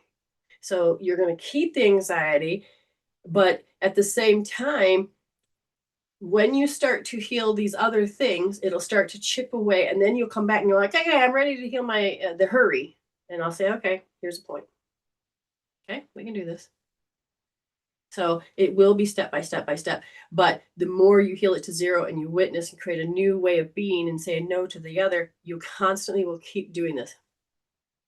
Can I pay for a reading to connect to my family members? You want to pay for another reading? Yes. The prices, it won't stick. But yeah, if you want something longer, I gave you more than what you paid for. So know that if you pay to talk to a family member that's dead, and it's going to be very short. But if you paid for the 15, it would be, I'll give you the correct length of time. But I felt that I needed to give you more. So the price, I can't get it to figure out how to change on there. But anyway, just to know I gave you more time because it was important. Fantastic show. Wonderful. So wait, just in case they decide they want to pay, just know if you paid for the well, see, it says 3 and it should be 5, but you pay, it's going to be a small amount of time. And then if you pay 15, it'll be longer. Can I send 15? Yes, absolutely. 15 is what, oh, you can't see it there, but again, that stupid machine, I can't seem to change it. As soon as I change it, it still comes up the old way. Yeah, you're going to have to get my phones to work with me. Absolutely. Okay. So we'll wait, and she may send it through. If there's anybody else here that's new, if you want a reading, you go ahead and let me know. If you've never had one before, okay, no problem. If you've never had one before, this is your opportunity. If you want a reading and you're in here, go ahead and pay and let me know so that I don't hang up and you have to wait.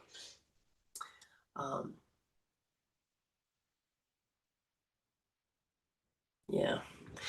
I'm not sure. I'm thinking of letting my nails grow out and going back to normal. I like having them, but at the same time, it's like, do I need that space anymore? We'll see. It's also a test to see if you don't want to become reliant on something when you don't need to be.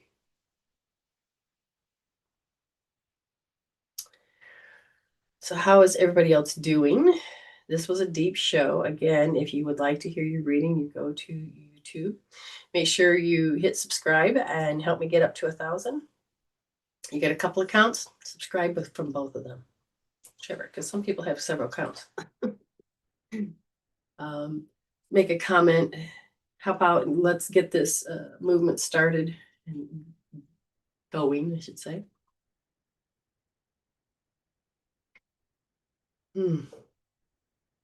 So my bird Charlie. Yeah, we can do that. My bird Charlie. He's a yellow crested, so he has yellow crown, and he's a cockatoo. And he's a big one. And so we had him out on the post, and there's a fence, right? So you can't see. But the kids and the neighbors were next door. The other one has a dog, and the man was outside with his dog.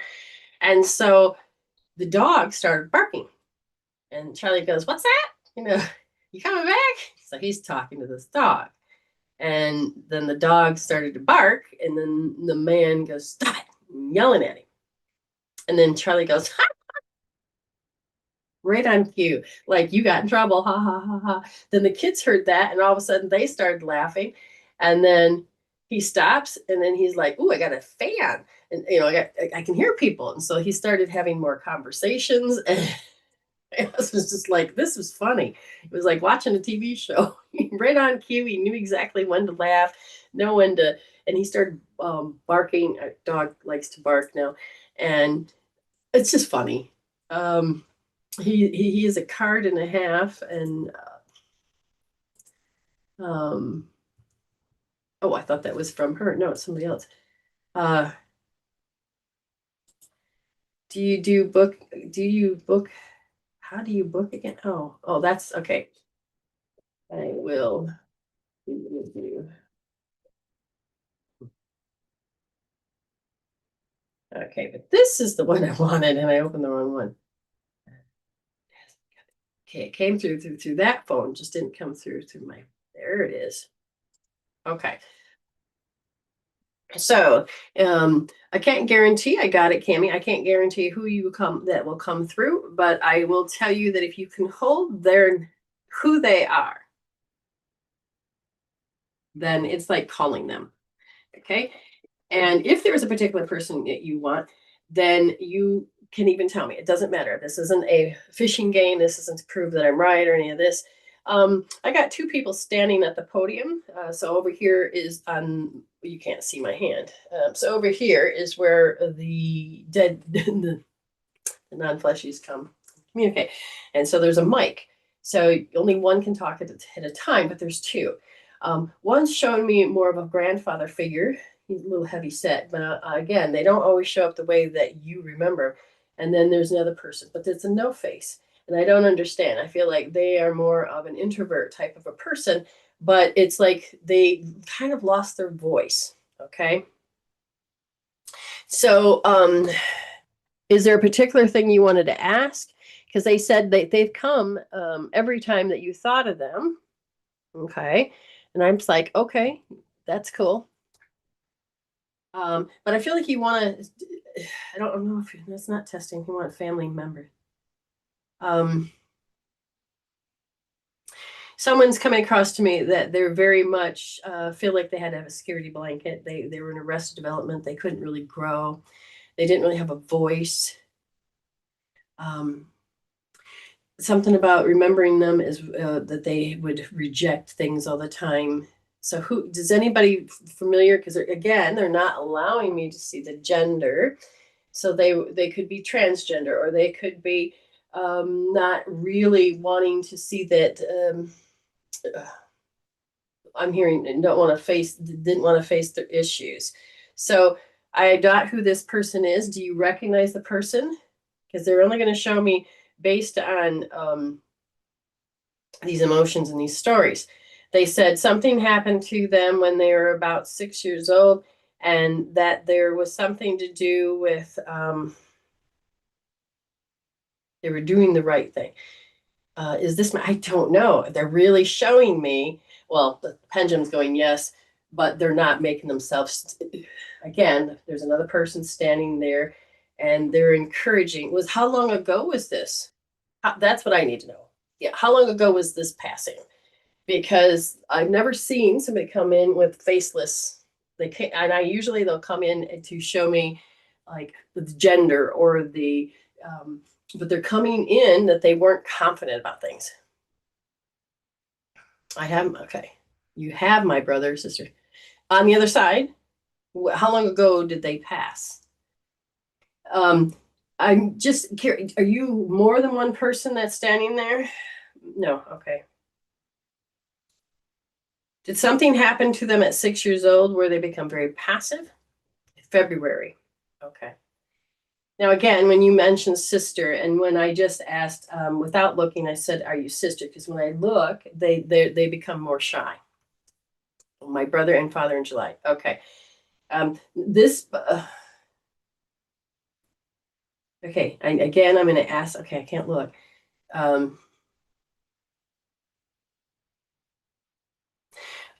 Now, if I look, okay, I'm not supposed to look. So I have 7 people now. So they're blurred together. Still, the grandfather is off to the side. He's trying to teach them how to communicate so that they don't quite understand how to communicate with me. They're trying to show that they can't. Okay, so they've been trying. Your son passed at 3. Okay. Okay, they all have been trying to talk to you. Try, and because one, they're showing me a wedge. Okay, so is this an emotional wedge? Yes. Okay, so you. So, do you get very emotional? Okay, so what I'm hearing is that you can calm down, but then all of a sudden you can get very emotional. And what I'm seeing is that every time that they come near you, you feel, or I'm reminded of, that you have this loss. Does this make sense? Okay. Now, as this happens, the emotion that you're feeling is causing a disturbance so that you can't see, hear, feel, or know that they're present. Yes, I cry at the time, but no one out of nowhere. Yes, that's because they are there, and then they're doing their best. They're doing their best. And I think they take turns, because when they show up as a group, you really lose it. Now, hold on, there's some separation going on. So they came in as blurred, but they're standing as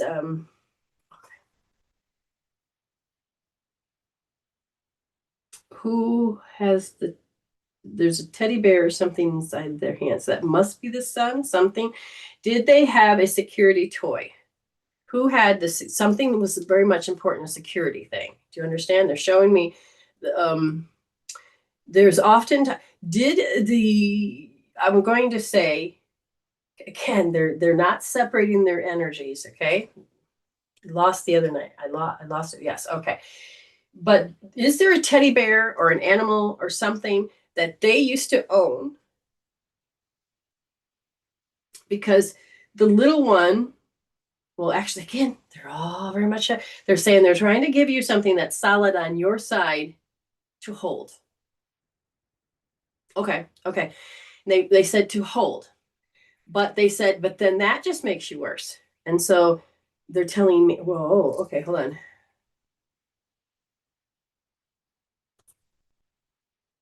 Okay.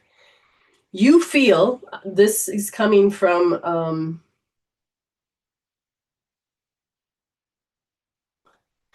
see, they're trying to figure out how to communicate with you. They are wanting to say the same message. This is interesting. All right. They want you to heal this particular pain. Okay. They said irrelevant. You feel irrelevant. It's like, why do I have to do this journey alone? Do you understand? There's something there. Okay. What I'm hearing is that the first pain didn't ever get resolved. So then another passing, and then that pain built on that pain, and then that pain from those others keeps building. Okay. They want you to heal out certain emotions so the wedge can be removed. Do you understand? They want to soothe you because you're not alone. And they want, you have good things to do. You have something to do. We didn't die. You just believe because you can't touch, and your identity that they were here, you can't find yourself. You're so alone right now. Yes. Okay. So they're saying, so what would you like her to do then? Okay.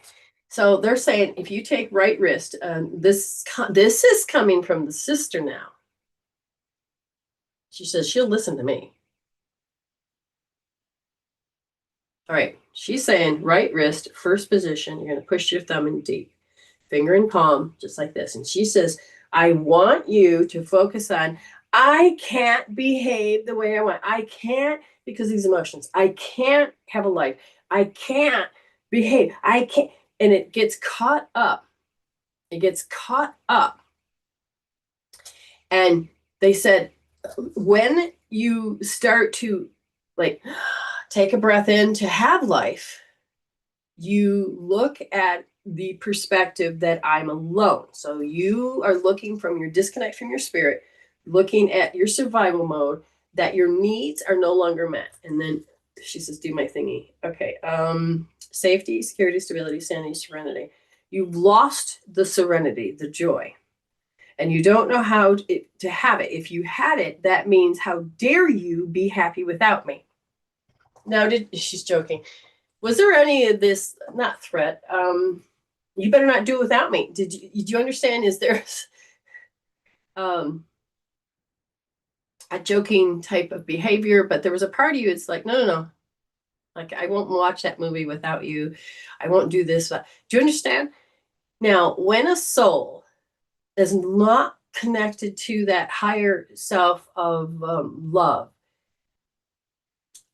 I find myself not wanting to be. Yes, that's part of what happens with the soul is disconnected because it wants to be with them, but you knew that you had to start doing your mission. You know you're meant to do greater things. You just lost that part of yourself. And she said, do this, do this. Okay, hold on. Is she pushy? Jeez, oh, Pete. Okay, give me a minute.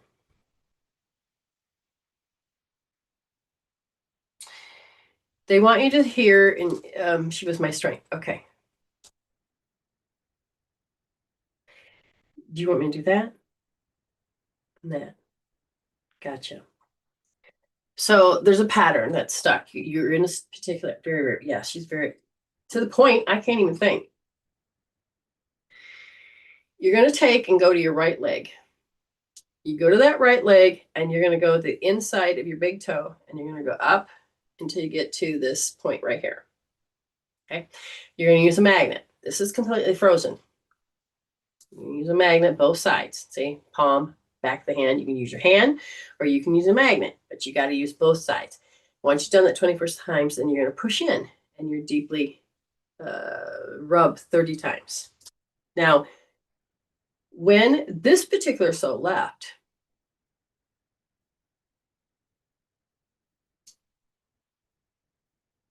okay, so how do I say that? Okay.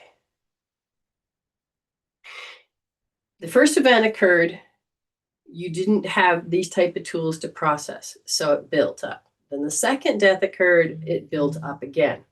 Third built up, it built up again. And when your sister was always the one, so you lived outside externally, and it was like, you got it, keep it together, you got it. Now you're going solo. And you're looking outside. She says, but I want you to learn to look inside. She says, I'm in your heart and your mind. Look inside. What would I say? What support would I give? You now need to do why you came here. Okay, so I want you to rub it right now. I'm going to give you some extra time. Just rub it right now. Okay, she wants you to feel this and rubbing points where you're, so your spirit and you can start connecting. My first, okay, first the son, then my dad, then my brother, and then, okay. So that's, yes. Why are you here? So that's why she wants you to rub that point. So why she wants you to take and start to, she says she's gone, okay. And then deeply rub. If you've done that, let me know. You've identified with this pain and loss and irrelevancy.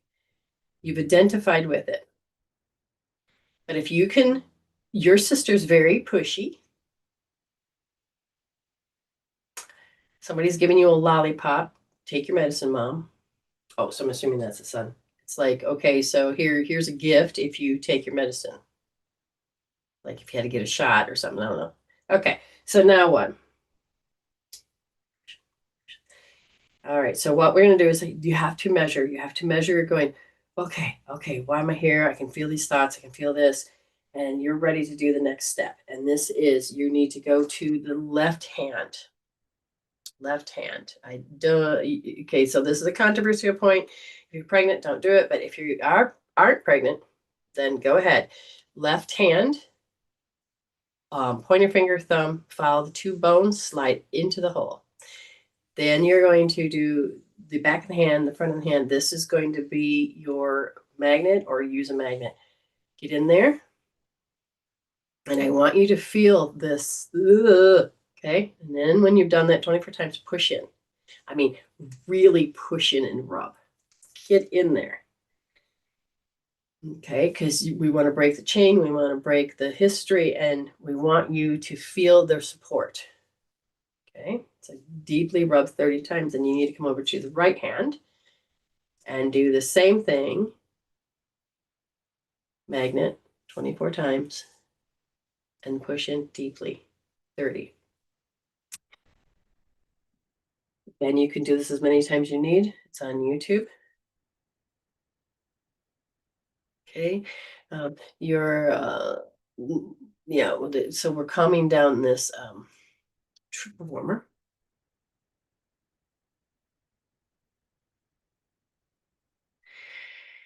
Oh, AI says this is healing messages from loved ones. It's a good title. So let me know when you're done both sides. I can relate to the loss of people, and especially when the first one happens, it makes absolutely no freaking sense. My identity would be like, what? And how do you cope with this? How do you, and now I understand the soul a hell of a lot more. And it is helping this body stop creating these certain amount of chemical peptides that drive you to hell and keep you there.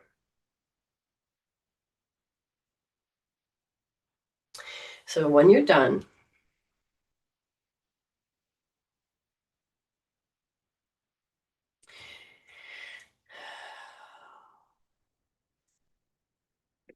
when you're done, and I would repeat the process. Okay. They're telling me they would like you to do EFT, but I don't know if that's something that you would want to do. Now, I'm not talking about the quick EFT. I'm talking about the full gamut. That's on my site. Because they're saying that when you do this, you're going to have, when you get to the end, it's when you're going to be rolling your eyes nice and slow to see where, like, I feel like when your sister died, you left an impression here. And when your son died, it left an impression here. Do you understand? There's different impressions everywhere. And you need to get your life force back. Now, I know you're saying to yourself, but at the same time, you wouldn't be here if that's the case. So just by having those rubbed, can you measure, can you feel how the thoughts or the emotions, something's shifted? Now, I don't need you to pick it back up and run with it again. I want you to feel if there's a difference going on, because we're disrupting the chemical peptides so the brain can get connected. Okay, so now the language is, why am I here? What for? But is that number strong? And what I'm getting at is that if I asked, what's the purpose of you being here? You are meant to show other people strong and strength. You have a story to tell so that you can be there to help other people get out of this. You do have a purpose. You are meant to do it in this lifetime to get over the fact that you keep repeating soul lifetimes of coming to this point and saying, nope, I'm out of here. So you keep coming back to this point. Do you want to do it again and keep going through this one lifetime after lifetime? Or do you want to say, stop? My purpose is to understand that this invading energy, this stuff that happens on the outside, this does not have to control me. Your purpose eventually is when you get to shift your mindset. When everything shifts, you're going to start living as yourself. But I decided when my sister died at young age, everybody that pretty much I know, my brother, my sister, my mother, my father, all died before age 60. My mother died at a very young age, and it's like I wanted to live past it, and I have. And now when my sister died, it was, this is an opportunity to most people don't get the benefit to live at old age. I am. I'm going to live for her. So when she would be scared, I would just do it. So I began to live as a purpose. My purpose turned into this. My story, I don't have to lead with anymore because I just don't need it. But my story could help many. So I break it up in different stories. I don't know what your purpose is completely, but dang, so my sister has hit me strong. I certainly don't want to live long. And I'm trying to get you to say, can you hear that mindset? Is it true? And if you can move the energy, You can shift this. You can move mountains. Because I'm going to hold the space that you can get out of this. She doesn't want you to leave. She wants you to live. She says, you're stronger than you know.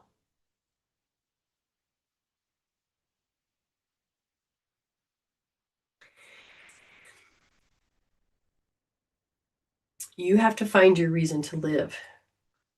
Right now, the experience is saying, I don't want to. And I'm saying if we were to remove the chemical peptides that is forcing you to stay in this hellish state, and you could take a glimpse of your soul, you could take a breath again. I am strong, but doesn't mean I need to be excited to be here. No, you're not. If your program is to say you can't.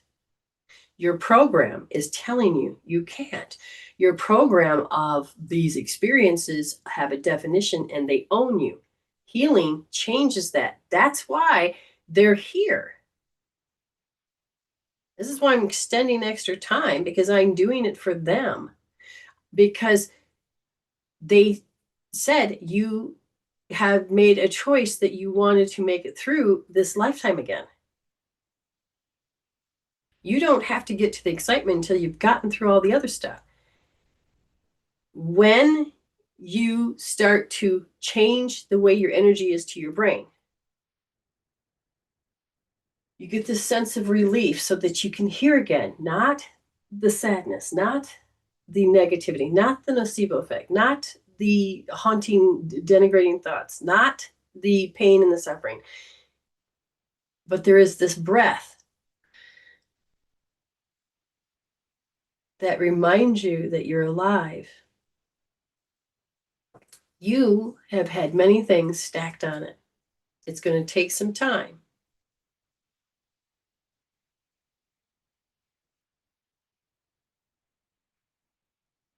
I'm not asking you to be happy. I'm asking you to prove to yourself that you can bring yourself back to a certain equilibrium, and that you could get excited to want to hear them. Could get to the point where if you got cards, special cards, oracle cards that they could talk through, you guys could have conversations.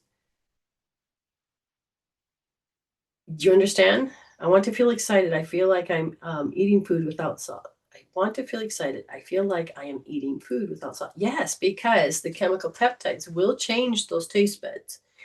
You had an experience which takes you to taste life differently.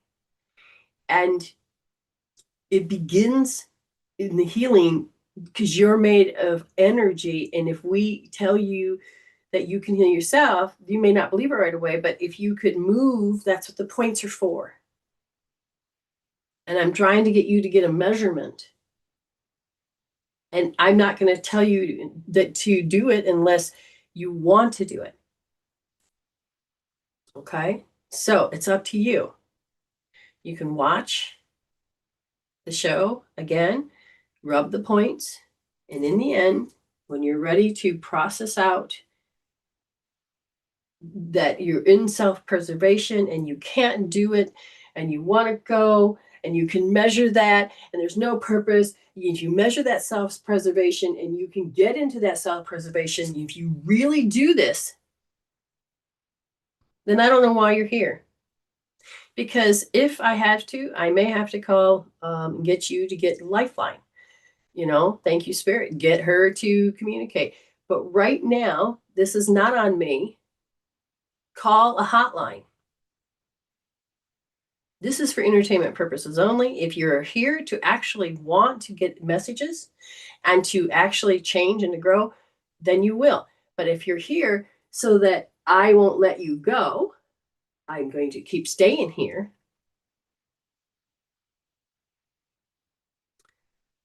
You got to choose what you want to do. It's not going to be on my shoulders. So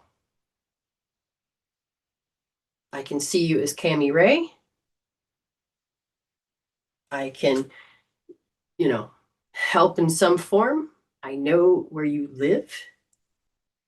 I can get somebody to come there, but I don't think you want people to sit there and be in your space while you're trying to process. So this is why they're here. They said you got everything blurred. You have to make that choice.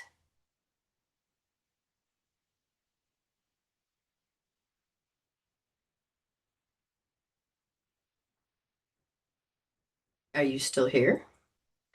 Because it's your job. Sorry, I think you didn't read it right. Sorry, I don't want to feel excited again. Okay, but let me see what you wrote. The intention was I don't want to feel alive again. Does that mean you're going to take your life? How far are you? Or is it you're just saying, I don't want to be happy? Well, then that's fine. Don't be happy if that's how you want to process.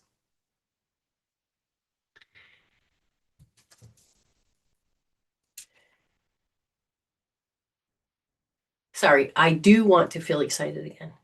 Then this is where I just went beyond. You do want to feel alive again. Excellent. Then that means that we have to get you out of self-preservation.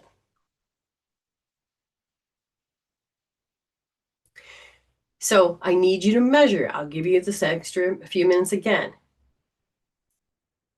I did misread it because they're saying when you're alone, you go into that space. They're saying that even though you're telling me this, you're in that alone space, this is what happens. Do you understand that? Who are you when you feel alone? They want you to take the fact, yes, we're doing this. Watch all my videos. Have me on the background so that you don't have to feel alone. Because they want you to know this. The deck of cards. Yes, you do feel sad. That's a given, but it doesn't have to control you. Now, I'm asking, are you going to worry about her? Because again, they're not meant to worry because they're in that love space, but they can come through that field. Okay. They can come from that field. Yeah, you just have moments. But again, you can watch all the videos. You can put the video up. I got tons of videos. You can watch all the healing videos. You can let them talk to you. You can let them. Get the deck of cards. I don't have it. Amy, what's the name of the deck of cards that they like the most? It's something to do with, I don't have them here.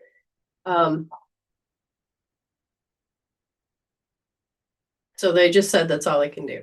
So if you're looking so you're not alone, again, just throw on the videos. Go to YouTube, throw them on. The 4 agreements, that's it. The 4 agreements. Because they love talking with these cards, because they like to give advice. And they like, we're holding space for you. We're holding space for you. You've got a lot you can do. So get those cards. But you're stronger than you know. I like completely alone in my van with no family around, so I get lonely. But you have the power to fix this. But at the same time, it's hard to have other people's energies, because I couldn't have people in my space. I wanted them, but I couldn't handle them. So you keep telling her L2D. Have you spoken to her before?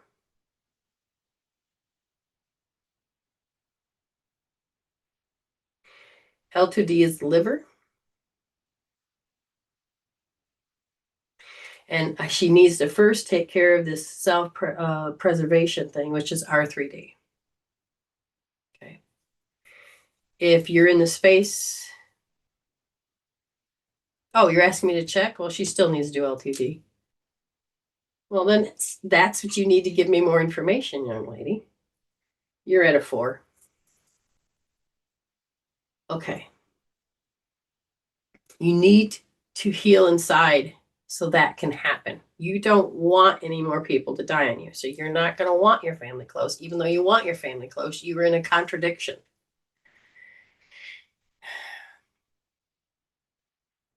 You feel irrelevant. I want you to make sure you're doing R2S, right wrist, second positions off. You need to do this. Okay.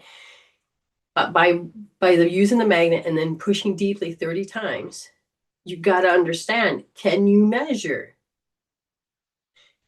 Your body can pull you out of this situation, but you're going to creep back in because it's a habit and a program. And you have to heal out the pains. Okay, it is time. That, again, I will not be here next week, but you can watch all the videos. You're worth it. Keep healing. Right. Look at that statement. Measure that statement. I feel I don't want to get close because they keep dying. That is a strong statement that you've created out of ego as you're trying to solve your issue and you're trying to say, oh, this always happens, and you're going to stay in a depressed state. You need to heal out. That is not true. Your ego says it's true, but the real you says no. Okay? EFT, and OMG. Look at the free healing tools. They're all there for you. Put your spirit back in your body if necessary. Again, look at the free healing tools. All right, now it's time to go because I'm getting clued in. Okay, yep, I'll be there.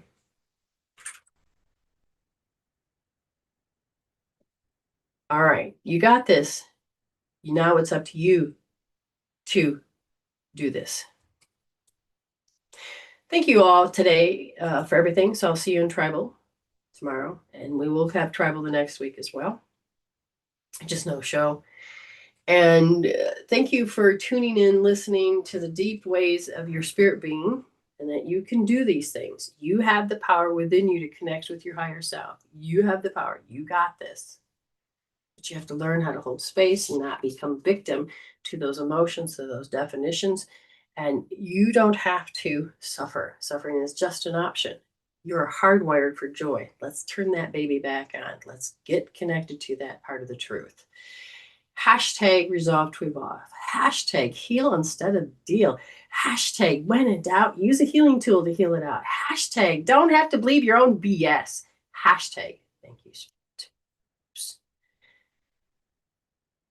You're already blessed. You're already whole. So I want you to stay blessed and happy healing. Right.